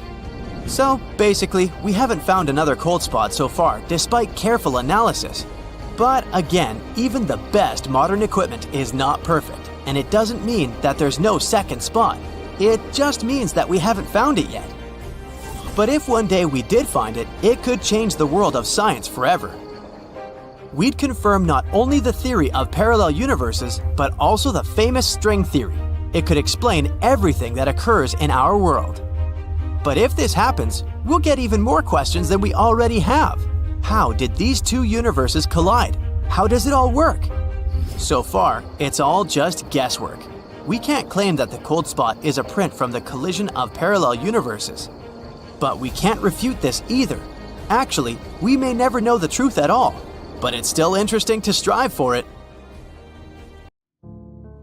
Now, we all know that all planets are round. There are no square ones so far, and that's because of gravity. Well, roundish at least, as not all of the planets have perfect proportions. But did you ever wonder about the shape of the universe itself? Is it also round because of the same forces? Well, not really. Based on what information we have so far, the universe is actually flat? According to the principles of general relativity, space has the ability to curve. This opens the door for the universe to have three potential shapes: a flat plane like a sheet of paper, a closed sphere like a bowl, or an open saddle-like curve. This isn't just a matter of academic interest, you know. The universe's shape has direct consequences on its ultimate destiny. One cosmologist from Princeton University explained it beautifully. The shape of the universe is a kind of map to its past and a predictor of its future. The questions of whether the universe will keep expanding forever or collapse at some point, and if it's finite or infinite, all circle back to the question of its shape. Now, to wrap your head around this cosmic question, you need to understand two key elements: the density of the universe and its rate of expansion. Let's dig into this a little. Around 68% of the universe is made up of dark energy, while 27% is dark matter. The rest, which is normal matter, if you'd like, makes up the stars, planets, and other cosmic bodies we're familiar with. When we talk about the density of the universe, we're referring to the quantity of normal matter packed into a given volume of space. Now, if the universe is denser, it also has more gravity. In this case, the gravitational pull can overcome the force of expansion, so the universe curls up into a sphere. This shape is known as the closed model, where the universe ends up looking like a gigantic cosmic ball. Imagine a world that's finite but without boundaries, a contradiction for sure. In this model, an adventurous explorer could travel forever through space, never bumping into a wall or falling over an edge. Alternatively, if the density of the universe is low and not enough to halt the expansion, then space distorts in the opposite direction. This results in an open universe with negative curvature that resembles a saddle, like on a horse. Despite these two potential scenarios, most scientists agree that the density of the universe is just right, which means it expands proportionally without curving. But what does it mean if the universe is flat? It doesn't mean we're living in an infinite sheet of paper. To understand it, consider these analogies. Imagine you're in a square room. Walk 10 steps to the next corner, make a 90-degree turn, walk another 10 steps, and repeat this process twice more. You end up back at your starting point, completing a square. Add another dimension to this geometry, since we're not 2D creatures, and whoopee, you have a flat universe. This analogy wouldn't hold up in a curved space. If you have a terrestrial globe at home, you might find it easier to understand this next experiment.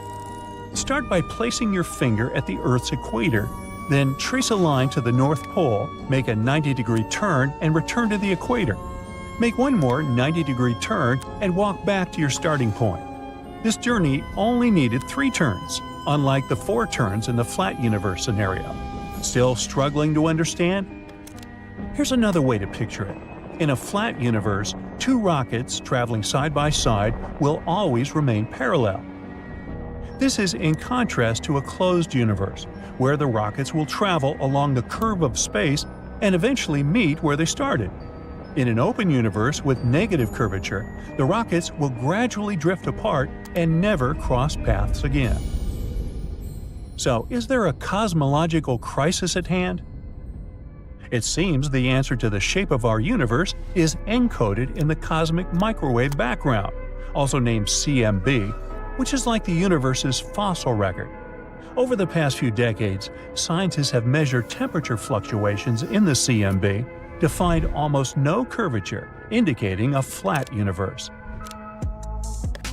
Now, the concept of a flat universe is crucial to the standard cosmological model. However, in late 2019, scientists from a university in Rome published a paper arguing that current CMB measurements actually indicate we're really living in a closed universe. How did they figure this out? Well, they looked at how light behaves in the universe. Specifically, they analyzed how light bends because of the gravitational force of matter in its path. Either way, apart from this finding, there's nothing else that would suggest we're living in a closed universe. Most scientists believe this recent discovery is nothing more than a statistical anomaly. But if the closed universe theory turns out to be right, it would shift decades of astronomical findings. If the universe is indeed curved, it must be so large that the observable 93 billion light-years aren't enough to reveal its curvature. It could be similar to standing in a fog, only able to see a small, flat patch of land. Yet somewhere out of sight, the horizon reveals that we live on a sphere. As we continue to probe the cosmos, we might find that the apparent flatness of our universe is just a small part of a much larger, curved cosmos. Its shape is just one of the many things we've yet to figure out about the universe. We can't quite put our finger on why the universe is even here, for instance. We do have some theories, but scientists are yet to be sure. It could be that the universe is like a pop-up, materializing out of an unstable nowhere land. Imagine the emptiest emptiness you can think of, suddenly churning out matter and energy in equal and opposite amounts that tally up to zero. For most of us, it's hard to picture that process. If we follow this theory, who's to say there's only one universe?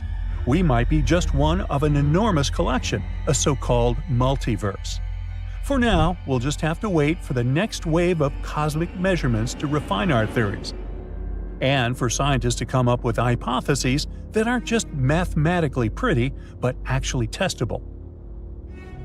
Also, how could we possibly know all the secrets of the universe if we don't completely understand our own biology yet? I mean, if we did, we could, theoretically, solve all of our health problems, right? We might even be able to play around with our DNA, like this molecular Lego, and give ourselves naturally purple hair or red fingernails. Well, time for a reality check, as we're still struggling with this one too. Here's a great example: our microbiome. Our bodies, home to 10 trillion human cells, are also an active city for 100 trillion microbial cells. That's a couple of pounds of bacteria and other microbes, which we absolutely can't do without. They've set up shop in our bellies, lungs, noses, and every other hidden nook and cranny. We're like luxurious cruise ships for these tiny microbial tourists, and we still don't fully understand the implications of this symbiotic relationship.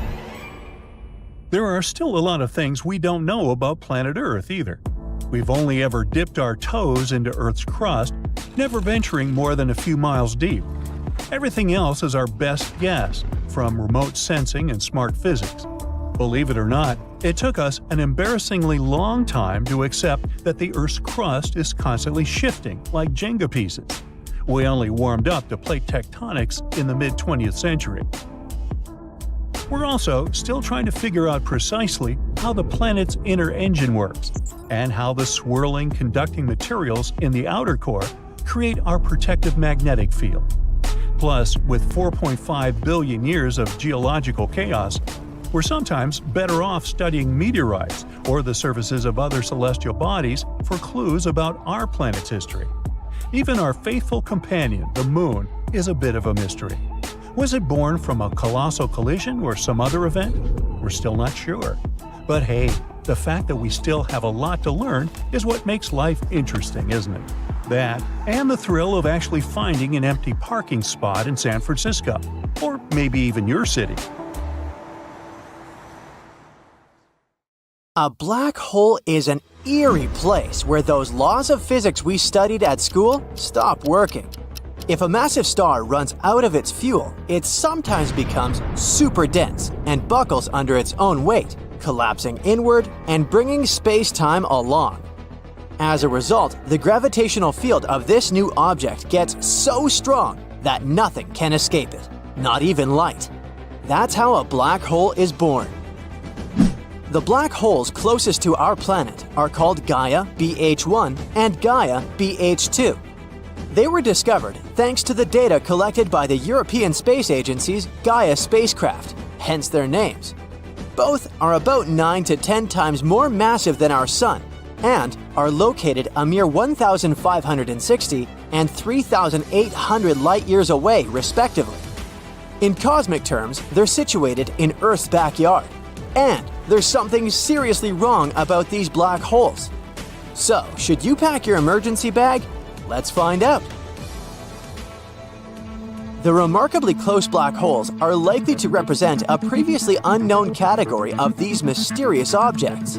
What sets them apart from others is that they're orbited by stars at much greater distances than scientists have observed previously in other black hole companion star pairings. Normal black hole companion star systems are known as X-ray binaries. They are usually bright in radio and high-energy X-ray emissions. They swallow matter and emit powerful bursts of energy, which makes them pretty easy to spot. Now, why did it take astronomers so long to spot these massive black holes residing right inside our home Milky Way galaxy? All because they're almost invisible. In the past, astronomers spotted black holes by looking for the remnants of their meals. The thing is that when a star or even a cloud of interstellar gas is pulled into a black hole, it leaves behind a trail of electromagnetic radiation. And scientists use it to detect the presence of a black hole. But unlike other holes discovered before, Gaia BH1 and BH2 are pitch black. They don't seem to be snacking on anything at the moment. This makes them inactive, or dormant. So astronomers had to use another method. They tracked the movement of two companion stars orbiting these cosmic monsters. The stars, similar to our Sun, wobbled a bit while traveling through space. To researchers, it was a sign that something with a lot of gravity, like another star, was tugging on them. Interestingly, when they examined the area with the help of telescopes, they didn't find anything emitting radiation. So the whole situation only made sense if there was a black hole involved in the process. Luckily, Gaia is perfect for spotting invisible black holes. Thanks to its state-of-the-art equipment, it can accurately measure the motion and position of billions of stars. No other instrument is capable of such precision. Gaia's observations were backed up by the data received later by other observatories. For instance, NASA's Chandra X-ray Observatory, as well as the South African Meerkat radio telescope, revealed no visible light coming from Gaia BH2. So even though they detected nothing, it was still valuable information. It told astronomers a lot about the environment around the black hole. A lot of particles are coming towards it from the companion star in the form of stellar wind. But the researchers didn't spot any radio light. It means that the black hole doesn't have much of an appetite, and not many particles cross its event horizon, or the point of no return. Unfortunately, it's still unclear why that is. Anyway, should we be worried about those mysterious black holes lurking in the darkness of space so close to our planet? I've got some good news. There's absolutely no reason to worry. First of all, these black holes are sleeping at the moment, and it doesn't look like they're going to wake up anytime soon. Secondly, they're still too far away to affect our life, and it's not like black holes know how to travel. You get the last instructions from the team and get into your spaceship. It's the first spacecraft made on Earth that can move at a speed close to the speed of light. Your task is to visit the most unusual and terrifying places in space and send scientists detailed information about them. And so, your journey begins. Your spacecraft is accelerating, and you dash past the moon. In the distance, you see a small reddish planet. It's Mars. And look at that spectacular giant surrounded by a set of rings. That's Saturn! You wish you could have more time to explore this gas giant, but you have to hurry. You pass by beautiful stars. Some of them are luminous, others have a reddish hue, and some seem to be dimming. That's Sirius, the brightest star in the night sky on Earth. It's about 8.6 light-years away from us, but you're traveling fast, and soon you see Polaris, aka the North Star, which is way further, 431 light-years away. Sometimes you manage to spot tiny dots circling these stars. Those are planets. And then, suddenly, you see nothing. At first, you're horrified. Something has gone wrong, and you've accidentally entered a black hole? Has your equipment malfunctioned? Because it seems that at a distance of 700 million light-years away from Earth, there's a hole. A blank void with no galaxies, stars, planets, or asteroids. You can't see anything. The void is a roughly spherical region of about 330 million light-years across. Our home Milky Way galaxy could fit in there billions of times over. And then it dawns on you. What you're looking at is the mysterious Boötes void.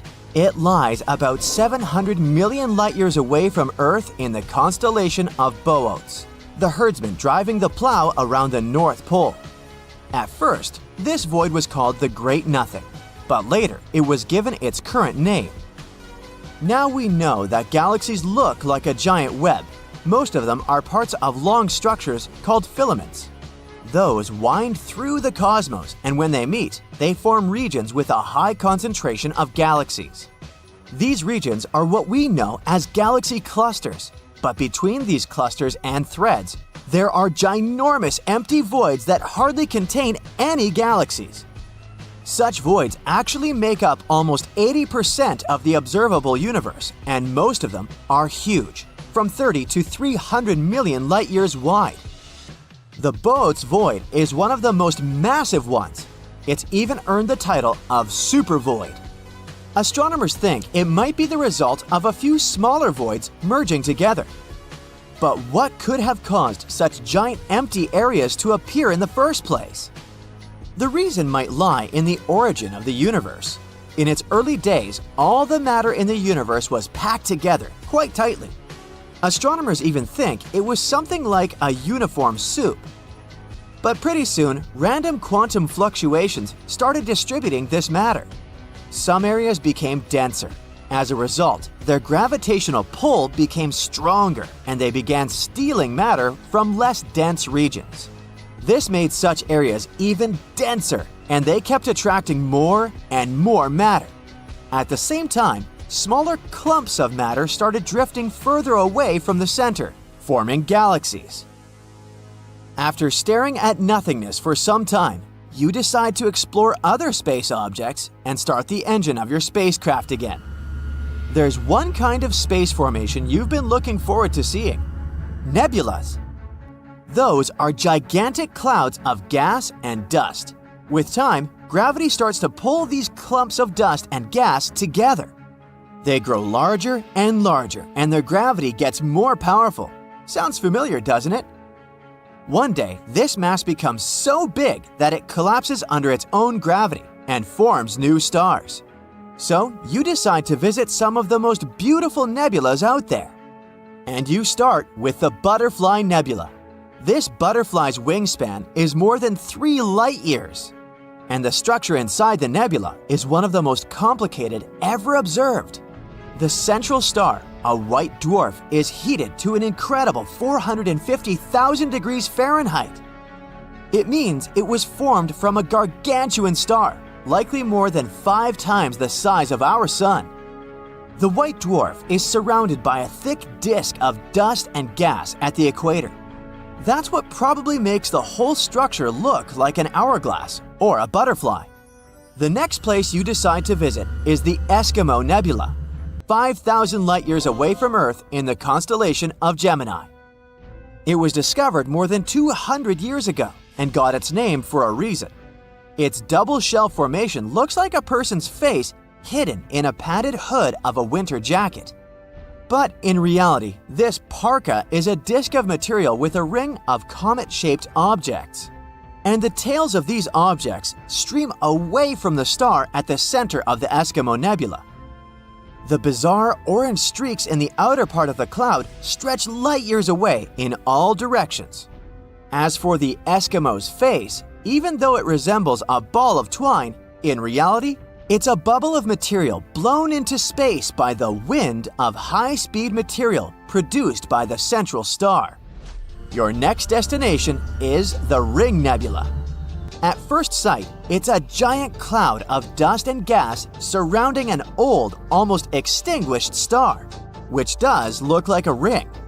But astronomers say the nebula isn't a bagel, it's a jelly-filled donut. The deep space colorful object more than 2,000 light-years away from Earth is actually a ring that wraps around a blue, ball-shaped structure. Each end of the structure sticks out of the ring's opposite sides. Now you can head to a place called the Pillars of Creation. You find it more than 7,000 light-years away from Earth in the Eagle Nebula. That's a young cluster of stars just 5.5 million years old, space babies. Once, the Hubble Space Telescope managed to take an image of several dark silhouettes near the nebula's center. And now you can see them with your own eyes. Those are the so-called Pillars of Creation, an active star-forming region. And since you've already visited a star-forming region, why don't you drop by a living fossil galaxy? For example, DG-SAT-1. It's as big as the Milky Way, but it's nearly invisible because its stars are spread out incredibly thinly. But what makes the galaxy so unique is that it's sitting all alone, unlike other galaxies of this kind, which are usually found in clusters. It can mean that DG-SAT-1 was formed in a different era, probably a mere 1 billion years after the Big Bang. If it's true, the galaxy is a real living fossil. The next stop on your space sightseeing tour is the Black Widow Pulsar. Just like its spider namesake, this rotating neutron star is munching on its partner, a lightweight brown dwarf star. The more material the pulsar consumes, the more slowly it spins. The energy the neutron star is losing in the process causes the companion star to dwindle. Oh, look at this! That's a stellar nursery in the constellation of Centaurus. But even though this place might be called nursery, it's anything but peaceful or safe.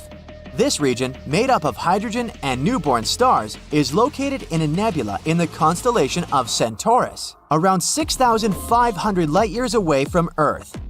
The intense energy these baby stars emit makes hydrogen clouds glow ominous red. This energy is so powerful that it's eating away dark clouds of dust, and they're disappearing like lumps of butter on a hot frying pan. You're continuing your journey when you see something absolutely amazing. A cloud of water floating in space. To be more precise, it's a cloud of water vapor surrounding a supermassive black hole 12 billion light-years away from Earth. The cloud contains 140 trillion times the entire volume of water on our planet. Astronomers believe this water cloud appeared just 1.6 billion years later than the universe itself. Black holes are ruthless. They can swallow asteroids, comets, planets, and even stars. But can a black hole consume the entire universe? Almost any black hole was once a massive star that collapsed in on itself and became incredibly dense. Black holes have immense gravitational pull. Even light can't escape their clutches. The idea that a black hole can swallow the universe is based on a common misconception. People often think that black holes work like vacuums, pulling space inside. But that's not the case. Black holes can only swallow stuff that is extremely close, usually space objects venturing into their event horizon. That's a black hole's point of no return. Once you cross this border, there's no escape. The event horizon for a black hole with the mass of our sun could extend a mere 2 miles. If a tiny black hole had a mass of our planet, its event horizon wouldn't stretch for more than a couple of inches. It would be the size of your thumb, no more. But a black hole's gravity still affects the stars and planets surrounding it. It might make them orbit, just like the black hole at the center of the Milky Way galaxy does. But the hole doesn't swallow them. If our sun somehow transformed into a black hole with the same mass, which is highly unlikely, Earth wouldn't feel any difference in the gravitational force influencing it. Our planet wouldn't change its orbit or hurtle toward the newly born black hole. Of course, it would get very dark and freezing cold, but being pulled inside a black hole wouldn't be a concern. Plus, most black holes are quite small. A black hole can only swallow a star if the said star is aimed almost directly at the black hole. Theoretically, it might happen. But according to space experts, for the sun to get swallowed up by a black hole at the center of our home Milky Way galaxy, a truly enormous amount of time would be needed. After all, the star's orbit would need to line up with the black hole in a very precise way. Even the largest black hole in the universe that we know about, a space titan called Ton 618, seems to be near the theoretical limit of how large black holes can grow. This limit is determined by the fact that black holes release tons of radiation while developing. This radiation heats up and ionizes the matter surrounding the black hole, which makes it more difficult for the dust and gas to cool down and fall into the black hole. As a result, it slows down the rate at which the black hole can feed. We can probably say that this self-regulation stops black holes from gobbling down entire galaxies, let alone the whole universe. And we shouldn't forget about the expansion of the universe either. Objects in space move farther apart, which makes it less likely for them to collide or get captured by a black hole. If a black hole were to consume the entire universe, it would require a tremendous shift in the direction in which space seems to be moving. So, you don't need to worry that one day, our whole world will disappear inside a huge, universe-swallowing black hole. Unless, of course, the universe is already inside a black hole. I'm not kidding. There's a theory that we might be living in a black hole. Think about this. What if a black hole already engulfed us long ago? Surprisingly, some physicists deem this theory pretty plausible. For example, Dr. Nikodem Poplawski, a theoretical physicist from Indiana University, states that everything that a black hole swallows may turn into a new universe inside the hole or on the other side of it. So who knows? Perhaps our universe used to be quite a different place until it got pulled into a black hole.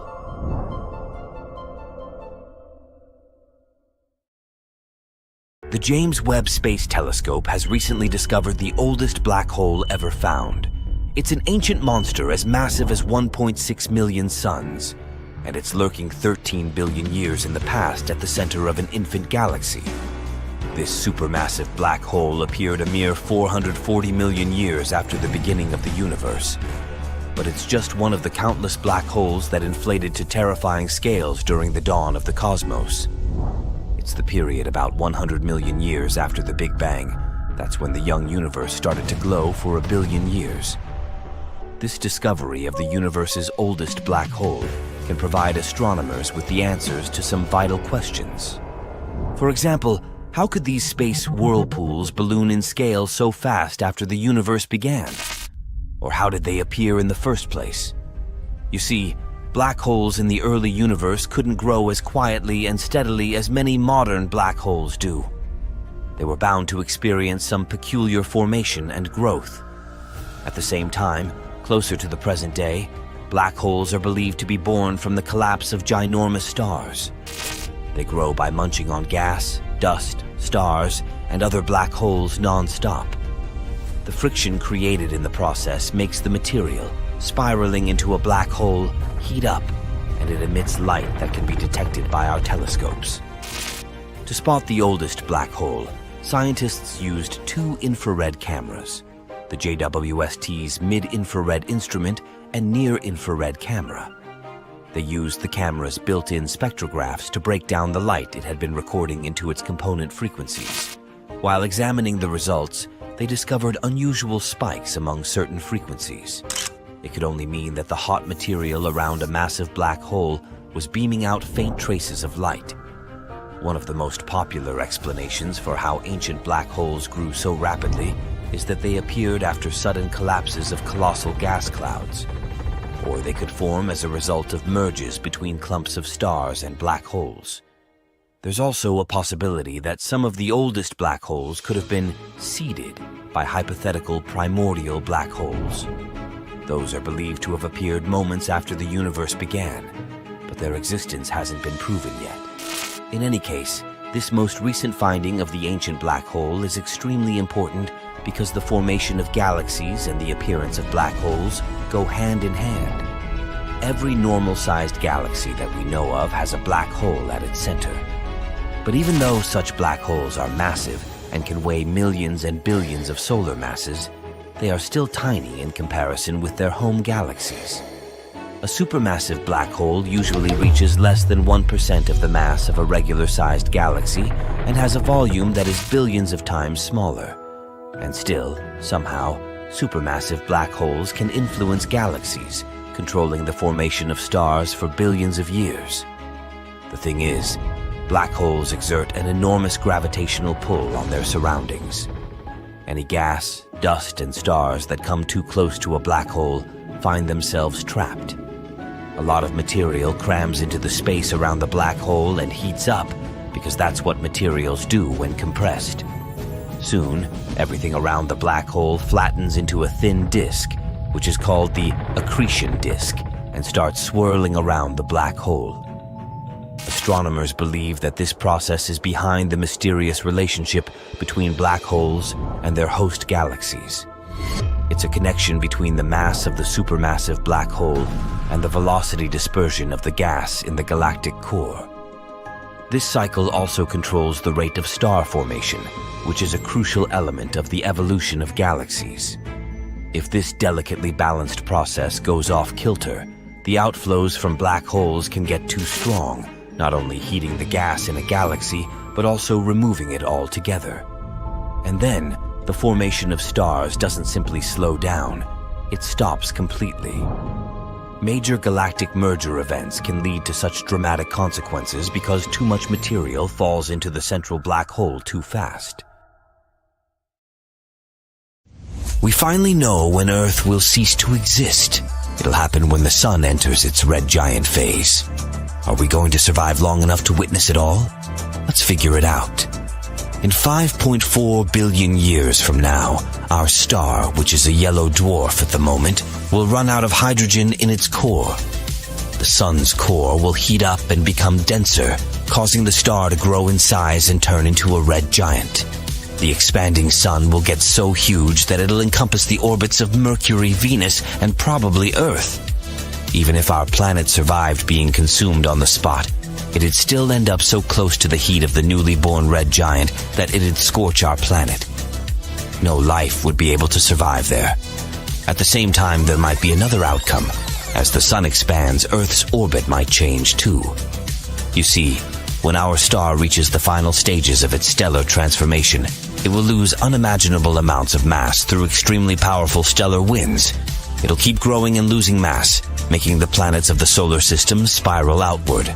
So can it help Earth escape its dooming grasp? According to astronomers' calculations, our planet will not survive the expansion of the Sun in any case. By the time our star reaches its largest radius, which is going to be 256 times its current size, it'll be down to a mere 67% of the mass it has now, and the expansion process will be very rapid. The Sun will sweep through the inner solar system in only 5 million years. At one point, it'll enter a short helium-burning phase, which will last around 130 million years.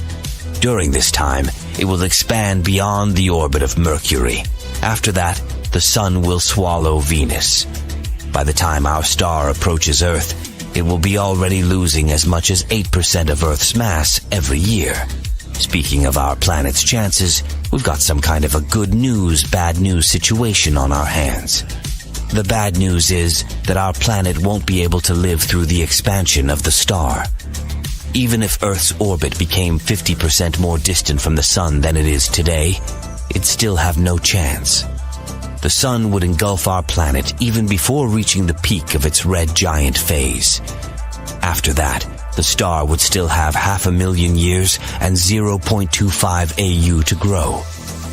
Once Earth is inside the Sun's atmosphere, it will start colliding with particles of gas. Its orbit will begin to decay, and the planet will spiral inward.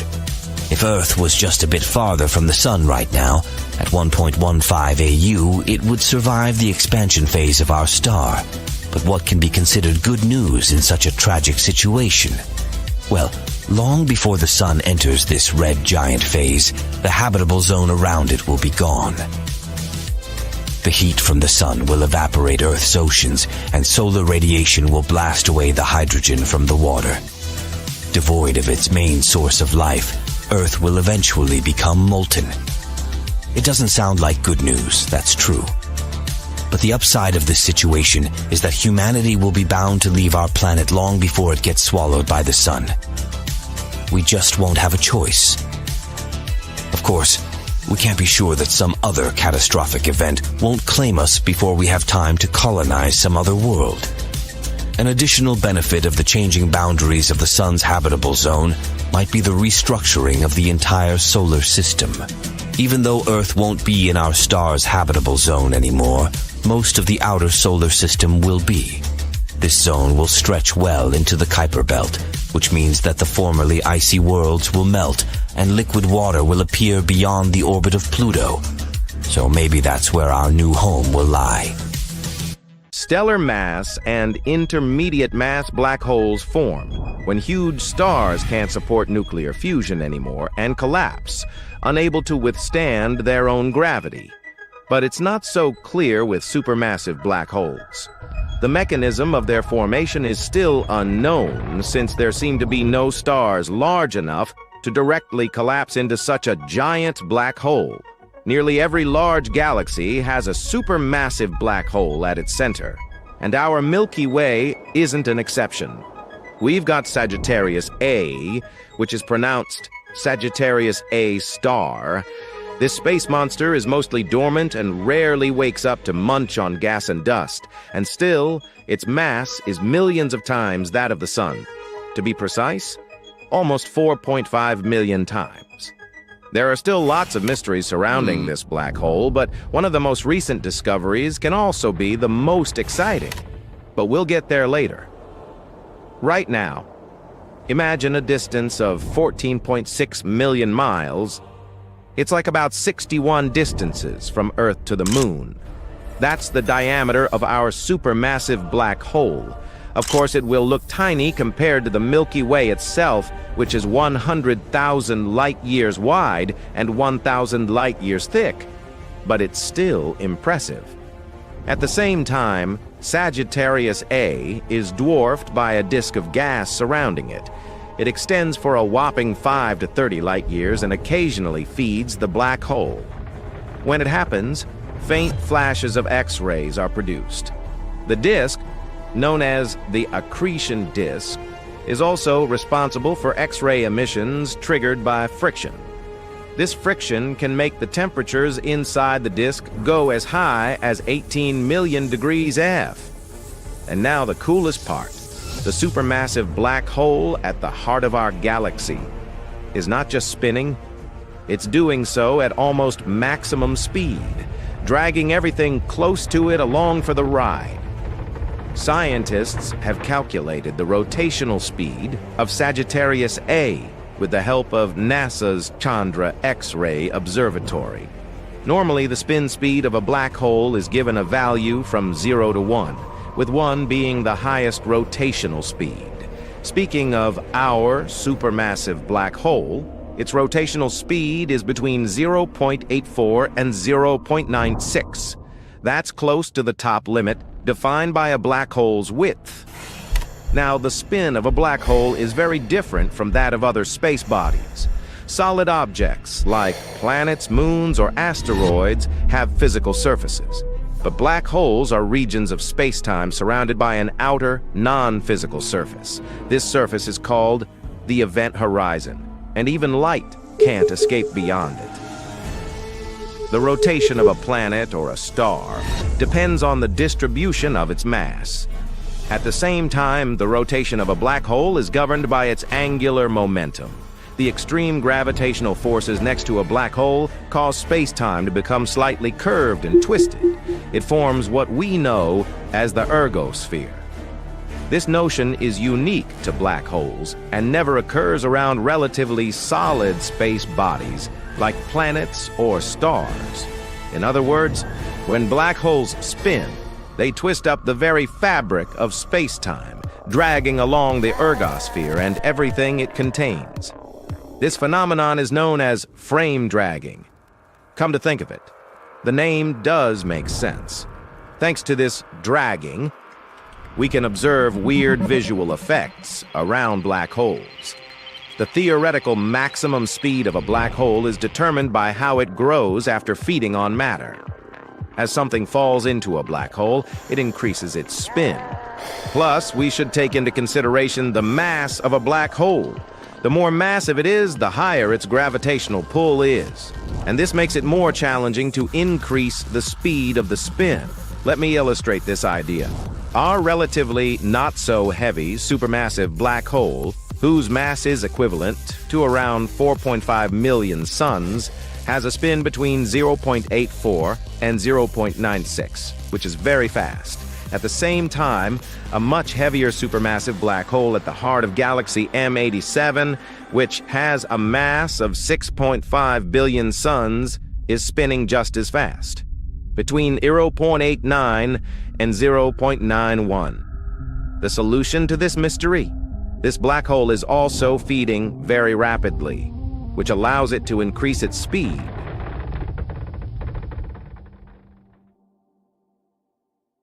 Black holes are terrifyingly dense space objects, pulling inside everything that comes too close. Nothing can escape their clutches, even a beam of light. At the same time, black holes are some of the most mysterious objects in the universe. According to their mass, black holes are usually divided into 3 categories. Stellar black holes have a mass from a few to hundreds of times the mass of the Sun. Intermediate black holes should range from 100 to hundreds of thousands of times the Sun's mass. Scientists are now actively hunting these missing link black mysteries. But the real behemoths of the cosmos are supermassive black holes. They have hundreds of thousands to billions of times the mass of our Sun. Most supermassive black holes lie in the centers of their home galaxies. You can probably say that they sit in the gravitational driving seat. Meanwhile, hundreds of billions of stars, planets, and moons orbit them. Let's have a look at the biggest black holes astronomers have found so far. NGC 6166 is a monster that has grown to have a mass of 30 billion solar masses. It's actually an elliptical galaxy that has an active nucleus in the center. It's also one of the most luminous sources of X-rays. The The galaxy's supermassive black hole powers two symmetric radio jets in the opposite direction, which is the result of the infall of gas into its center. Another peculiar thing about NGC 6166 is that it shows a blue shift, which means it's moving toward us. The next supermassive black hole is located in the constellation of Draco, approximately 10.4 gigalight years from us. The mass of this supergiant is more than 30 billion solar masses. Besides being incredibly massive, the black hole is also really big.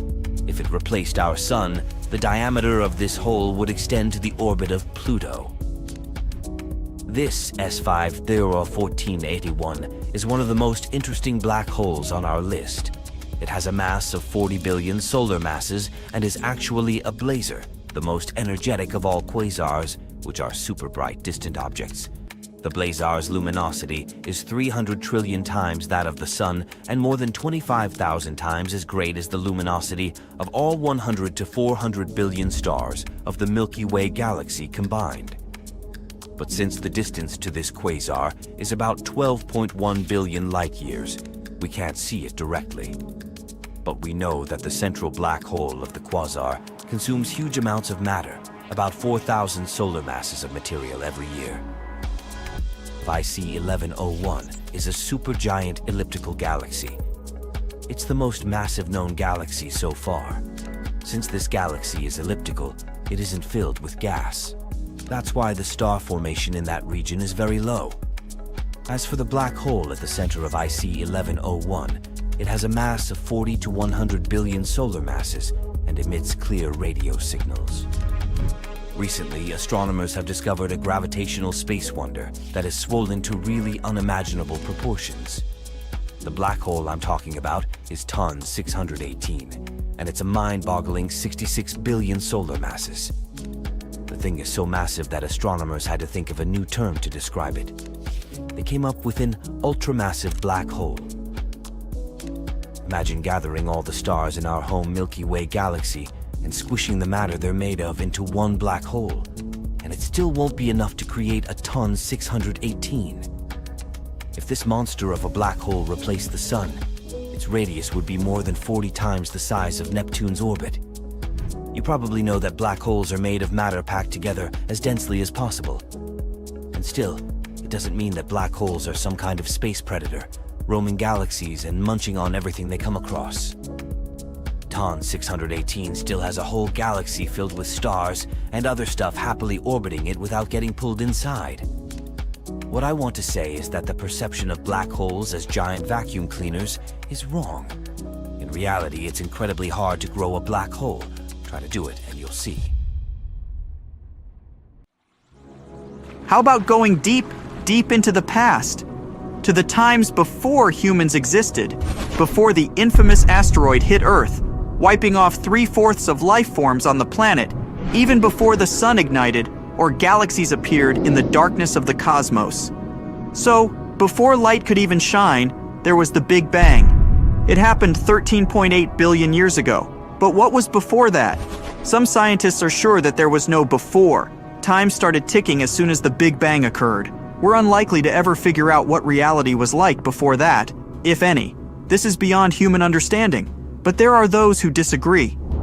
Some unconventional scientists theorize that just a moment before the Big Bang, all the energy and mass of the nascent universe could be compacted into an insanely dense but still finite speck. Let's imagine it as a seed of a new universe. And this seed, a chunk of essential material, compressed and hidden in a protective shell, was created nowhere else but inside a black hole. Black holes spin incredibly fast, probably close to the speed of light. Such a spin can give the tightly compacted seed a ginormous amount of torsion. So the seed isn't just tiny and extra heavy, it's also compressed and twisted, which means that it can suddenly unspring with a big bang. Now, let's say you add up the energy and mass of all the particles the visible universe contains. And then you try to figure out the answer to the following question. How big could the event horizon of a black hole with the same mass be? The event horizon is the point of no return. Once you cross this invisible line, there's no way back, even for light. But let's get back to our question. Shockingly, such an event horizon would be very close in size to the actual horizon of the observable universe. There's also this idea that became well known thanks to Stephen Hawking. According to it, every time a black hole appears in our universe, it probably gives rise to a baby universe. But you would only be able to visit such a universe if you crossed the event horizon and plunged inside the black hole. And as you know, once you did it, you wouldn't be able to return. In other words, right now, we might be living in a baby universe. But if some outsider is observing us at the moment, our world looks to them like a regular black hole. So in short, there could be a very old mother universe that forged a seed inside a black hole. This seed had its big bounce all those billions of years ago, and as a result, our universe came into existence. But even though since then it has kept growing and expanding, we might still be hidden behind the event horizon of our home black hole. There's also another idea. According to string theory, there's a multiverse of universes. Imagine our universe as a soap bubble. This bubble keeps expanding, and we live on its surface. String theory claims that our bubble isn't unique. There might be other bubbles out there, and all these bubbles move around, collide, sprout, or bud baby bubbles. In short, live their life. If we follow this theory, we might suppose that black holes are one-way doors between universes. And if you accidentally tumbled down the black hole in our home Milky Way galaxy, you'd end up in another universe. Or rather, not you, but what's left of you after falling through the insane weirdness of the black hole. In this case, this second universe wouldn't be inside ours. It would exist separately, and the black hole would merely be the link connecting them, like a shared route between two aspen trees. Whatever the truth, the danger is still there, lurking in the shadows. What if the black hole we live in decides to collapse? What if it pulls us deeper inside?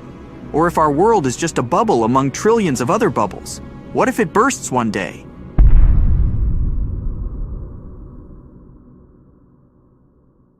Now imagine a tiny particle, like a proton, zooming towards your hand at 99.99% of the speed of light.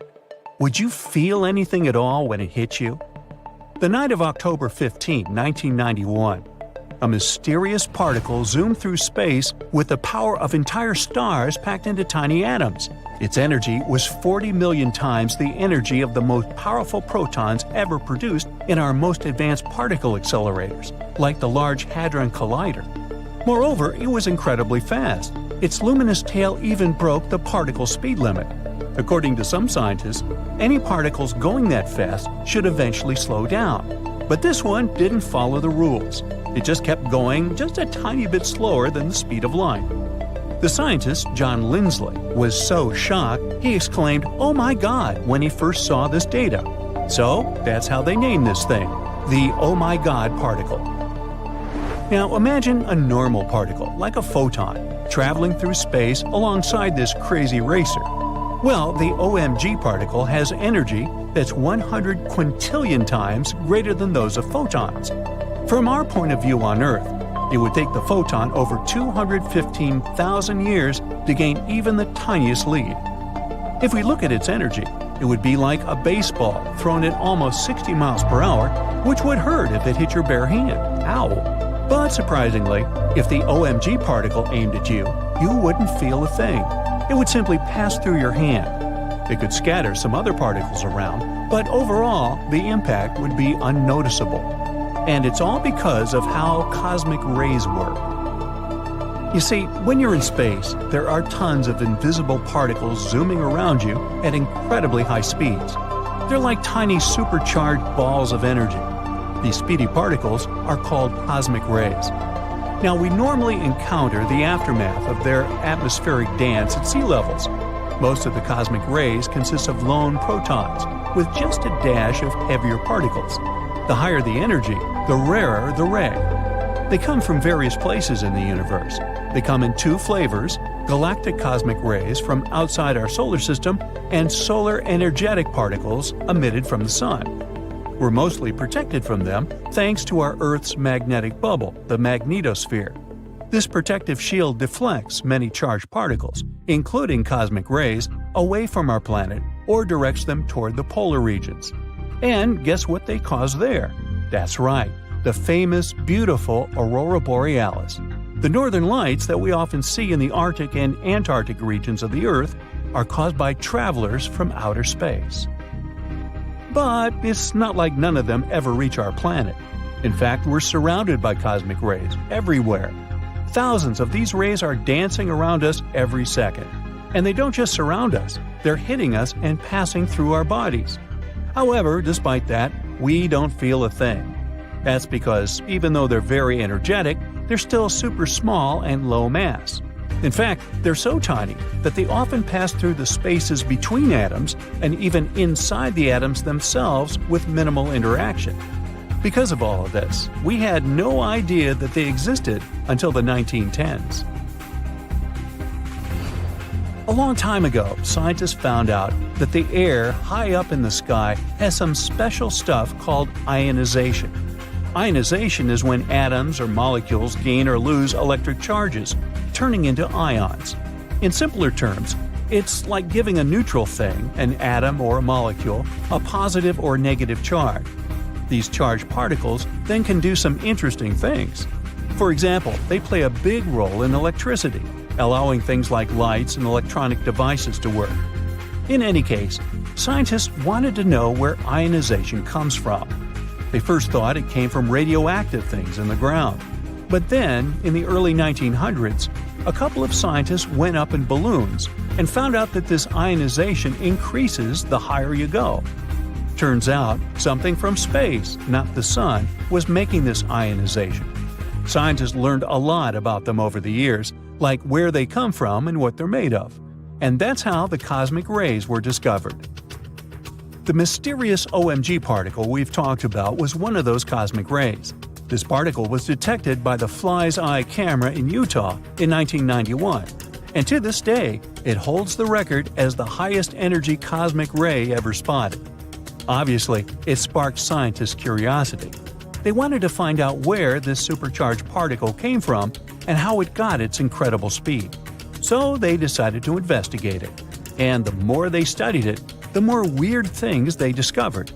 For example, they found out that time itself stretches out for this particle because of how insanely fast it is. Special relativity, an idea created by Albert Einstein, says that as you speed up, strange things happen.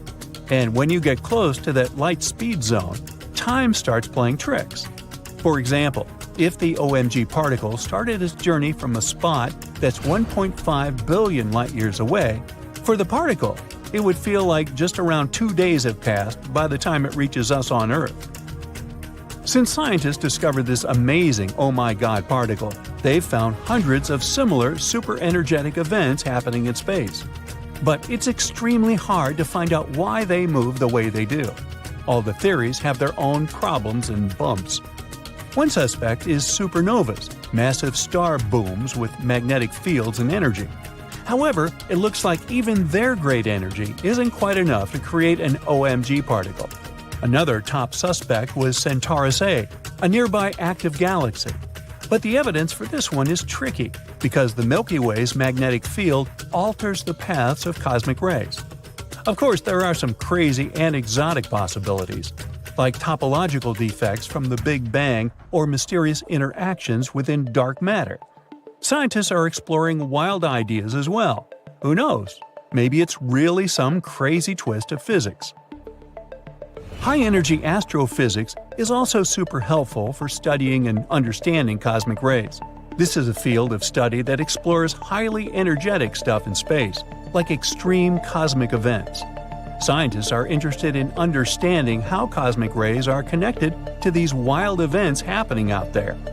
Unfortunately, even after almost 30 years of detective work, the true origin of the OMG particles remains a mystery. Luckily, recent studies might give us some hints for the answer. In the large deserts of Utah, there's a thing called the telescope array. It's searching for superfast particles called ultra-high-energy cosmic rays. Picture a massive grid of detectors spread across the desert, keeping an eye on particles all day long. And here's what it discovered recently. There's a specific area in the Ursa Major constellation. At first, scientists didn't think much of it, But then they analyzed the data thoroughly and realized it was important.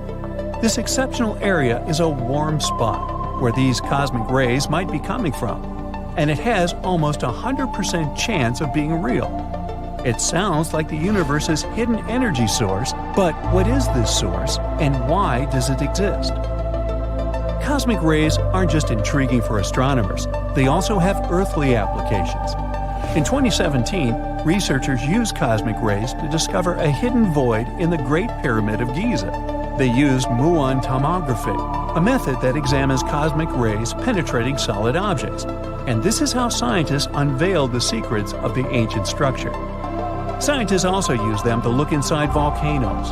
They use the same method as with pyramids. When these rays pass through a volcano, scientists can study how they move to create images of what's inside.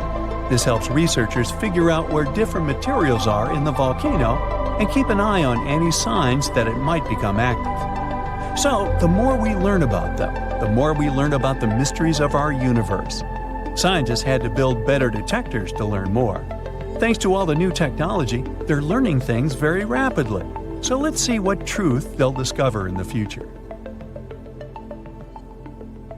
Uranus has a 22-year-long winter.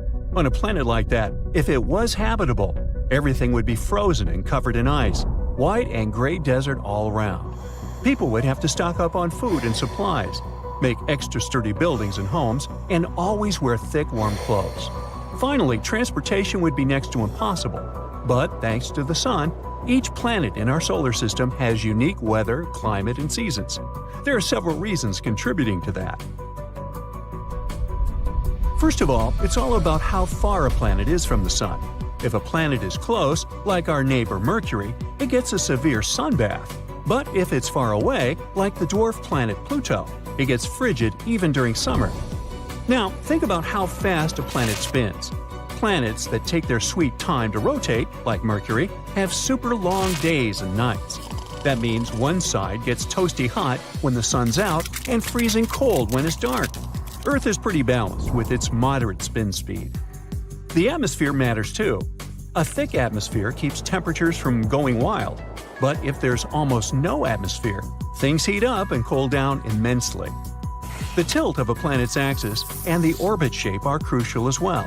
Even on Earth, places near the poles get 6 months of daylight and 6 months of night. And if a planet's path around the Sun is like an oval, it heats up and cools down more than it moves. Now, no two planets are unique. While some have these changes, others don't. Let's start with Mars, our favorite little planet and potentially our future home. It's the fourth wheel in our solar system and has a quirky way of doing seasons. Like Earth, it has 4 of them, although they're roughly twice as long as those on Earth. But this planet has an eccentric egg-shaped orbit. Because of this, its orbital speed varies more. This influences these seasons. Martian winters last about 4 Earth months. They're also much colder than on Earth. Near the poles in winter, temperatures can get down to minus 190 degrees Fahrenheit. One hemisphere grows an ice cap as winter rolls in, snatching about a quarter of the atmosphere as dry ice. Then, in spring, it gives it back. Mars also doesn't have the luxury of massive oceans like Earth to balance out its extreme temperatures. Scientists believe it might have had some of that in its early days, but now all the water is gone. With no water, Mars can hit very low temperatures in winter and hotter summer days. The grand gas giant Saturn has a slightly more tilted axis than Earth. However, despite its elliptical path and tilt, it stays consistently chilly. That's because it's way out there, far from the sun's warmth. Even though it's summer, Saturn remains distant and doesn't get too cozy. It also has a thick atmosphere. The atmosphere on a planet acts like a temperature regulator. If some part gets too hot or cold, the atmosphere gently distributes this temperature across the planet. So, while one side might catch more sunlight during its equinox, the thick air ensures things stay relatively cool. Up high in Saturn's atmosphere, though, it's a different story. Temperatures can swing from seriously chilly in summer to an almost absurd minus 312 degrees Fahrenheit in winter. Uranus is the next planet, the ice giant. With an elliptical orbit and a serious distance from the Sun, it's stuck in a perpetual deep freeze. Its thick atmosphere also keeps temperatures frosty throughout the year. Uranus has a wild tilt, 3 times bigger than Earth's. It's almost lying on its side, and is probably one of the most intense places in our solar system. During Uranus's summer, one pole gets full sun, while the other end faces the deep chill of darkness. In fact, because of its weird tilt and rotation, Uranus is even colder than its more distant neighbor, Neptune. As we mentioned, each season on Uranus lasts around 22 Earth years. That's as close as we get to George Martin's fantasy books. That's because Uranus takes a leisurely 84 years to complete one path around the Sun, so its journey through the year is very slow. The final planet in our solar system is Neptune. It's the most faraway icy giant. It has a tilt almost the same as Earth's and a nearly circular orbit, so it feels like it's supposed to be a bit more balanced. However, this planet maintains a bone-chilling atmosphere with unimaginably low temperatures. That's because Neptune receives only a tiny 0.1% of the sunlight Earth enjoys. On Earth, there's a gradual temperature shift from near to far. On Neptune, because of its circular orbit, there's only one atmosphere taking a spotlight. Unlike its neighbor Uranus, Neptune gets a bit of warmth from its core. But this warmth doesn't help much. The cold is pretty consistent, whether it's winter or summer. But some planets don't bother with traditional seasons. They just imitate them by having different temperature cycles throughout the year. These planets include Mercury, Venus, Mars, and Jupiter. Mercury is the closest planet to the Sun. Mercury is very weird, because one full day-night cycle on that planet equals 176 Earth days. After half a year on Earth, it's finally time for Mercury people to go back home from work. That's because it moves in an egg path. This is also the reason why it has some wild temperature changes. Sometimes it's very close to the Sun, sometimes it's not. At the same time, it has no atmosphere and no protection from the Sun. This results in extremely hot days and extremely cold nights. But that means it has plenty of time to go from scorching hot to freezing cold. When it's farthest, that's Mercury's true winter, or at least how we call it. So if it had seasons, there would only be 2. The next planet is Venus. It's a planet of relentless heat. Forget about seasons. It's just plain hot there all the time. It's super close to the Sun, and its almost circular orbit and tiny tilt of 3 degrees mean temperatures stay pretty steady throughout the year. Even in the supposed winter or the middle of the night, the temperature doesn't dip below 820 degrees Fahrenheit. It also decided to have a weird spin. Venus spins in the same direction as it moves around the Sun. That means the Sun is always right overhead, pouring its entire fiery love on the planet's surface. Venus doesn't really do the seasons like Earth. The closest they have to seasons is 225 days with at least 4 hours of sunlight. This you could call Venus's version of spring and fall. Jupiter, the big guy in our solar system, doesn't bother with the whole seasons drama. It keeps things simple with a tiny tilt of 3 degrees, almost as laid back as Mercury. Plus, its orbit is a close match to a perfect circle, so it doesn't have much variation in sunlight. Also, with a speedy rotation of less than 10 Earth hours, there's no time for the appearance of seasons from long nights. Winter on Jupiter is basically a repeat of any other time of the year. And finally, Pluto, which is still not a planet, but still worth looking at. Pluto resides on the outskirts of our solar system. This little outcast is the definition of cold. The temperatures are around minus 380 degrees Fahrenheit. It has the weirdest orbit, too. Its orbit is very long, elliptical, and tilted. Pluto travels a huge distance from the Sun. That, together with an almost non-existent atmosphere, keeps Pluto in a perpetual cold state. Winters there can get a bit more extreme than average. However, the biggest shift someone stranded on Pluto would notice isn't the temperature, but the Sun's brightness. Always thousands of times fainter than our earthly view. There are tons of weird things on Mars. Spoons, noodles, doors, even faces. Are they all really just rocks? Besides, it's not the only planet in our solar system full of mysterious things. Let's check them out. Recently, we found a strange thing on Mars that looks like a smooth, spoon-like object. It grabbed everyone's attention after NASA's Curiosity rover spotted it. The rock, with a handle and rounded tip, looks like it's floating in the rover's photo. People on the internet are puzzled about what it might be. Some are joking that it's a Martian's bowling pin, or even a shoehorn left by extraterrestrial creatures.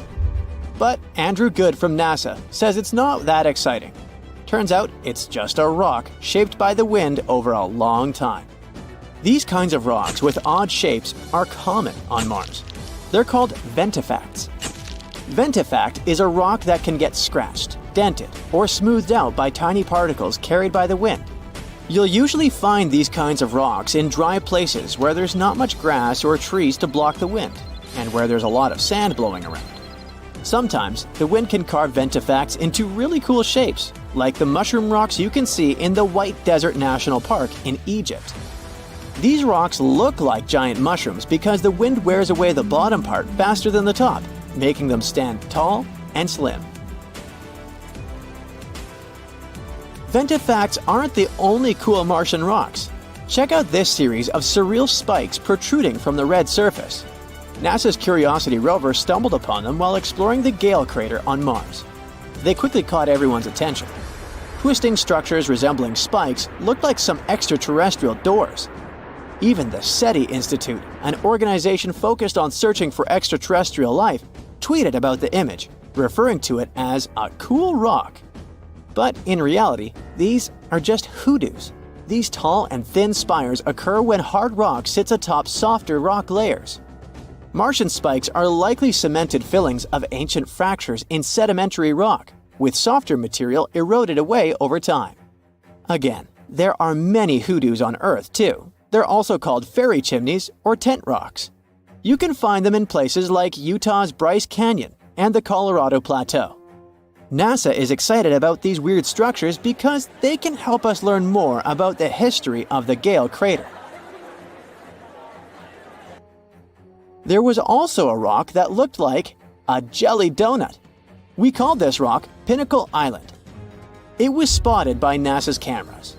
However, just 4 days earlier, it was nowhere to be seen. So how did it magically disappear? In a very anticlimactic way, it was kicked up by one of Opportunity's wheels as it traversed the Martian terrain. But there's still some mystery surrounding that jelly donut. Analysis revealed that Pinnacle Island contains unusually high levels of sulfur and manganese. Both of these things are water-soluble. In other words, there might have been some water action that created these elements in the rock. So this tiny thing suddenly caused a lot of drama, and an entire lawsuit against NASA. It claimed that the agency failed to investigate a possible fungus growing on Mars. Jelly donut fungus. But not all our findings are natural. Another puzzling discovery was this thing the Perseverance rover spotted. It's something that looks like tangled spaghetti or string. Just like the donut, this mysterious object showed up in a rover camera image and then vanished from the sandy ground in several days. It turns out that it could be debris from the rover's landing system. Perseverance landed in the Jezero crater in February 2021. It had a rough landing and accidentally scattered debris around. Some of these debris pieces have been showing up in the rover's images for a while now. The string-like object is likely a piece of shredded Dacron netting, which is a type of fiber used in thermal blankets. These blankets help regulate equipment temperatures during the super hot process of landing on Mars. It probably underwent significant unraveling and shredding due to strong forces during the landing. Thermal blankets lost a bunch of stuff back then. For example, this shiny foil piece spotted in June. The rover found it on a rock. What's remarkable is how far some of the debris has traveled. The rover landed about 1.2 miles away from where it's currently exploring.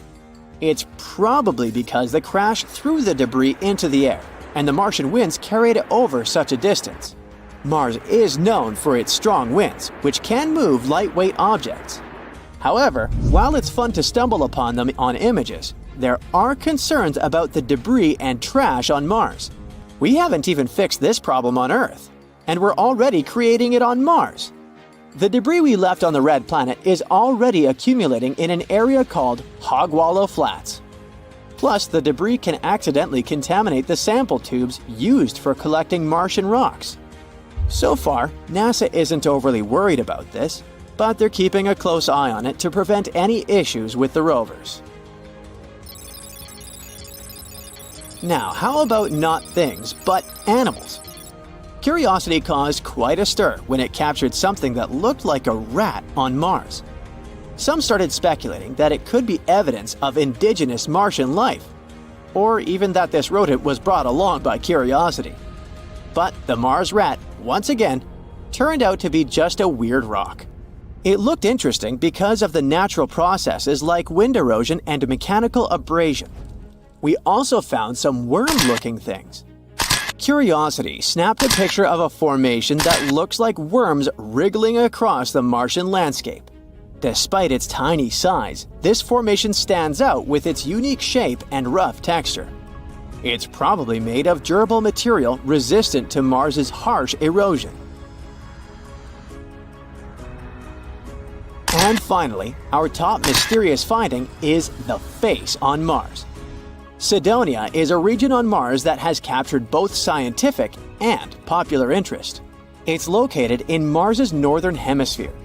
It lies between heavily cratered regions to the south and relatively smooth plains to the north. There's a theory that the northern plains may have once been ocean beds. Maybe Cydonia was once a coastal zone. This place is full of interesting and beautiful features that tell us a lot about the history of the Red Planet. But its most interesting feature was the Martian face. This thing gained widespread attention when it was snapped by the Viking 1 orbiter in 1976. Some believed that it was evidence of a long-lost Martian civilization. At first, NASA dismissed it as a trick of light and shadow. But after some analysis, it turned out to be, yep, another rock. We also saw a face of a bear. It was captured by the high-resolution imaging experiment camera. In an image, we can see a circular fracture pattern that looks like a bear's head, with two craters forming the eyes and a V-shaped collapse structure like the nose. The head likely formed because something heavy settled on top of an old hole in the ground. This hole was filled with either lava or mud. The nose-like feature is speculated to be a volcanic or mud vent. But why do we keep seeing these strange things on Mars? Sometimes our brains can trick us into seeing things like faces or objects in rocks and other things. But these are just illusions called pareidolia. Pareidolia is a psychological phenomenon that makes us see familiar patterns or shapes, especially faces, where none actually exist. It's because the brain encounters something it doesn't recognize or understand right away. It tries to find things that look the most like this one. So it sees random patterns, textures, or sounds as something meaningful and recognizable. That's why a chair and clothes on it seems like a super creepy human-like figure at night. It also causes you to see faces or shapes in clouds, or hear recognizable sounds and even words in random noise. It's a fascinating proof of the power of our perception, but we also should be careful with it and not let our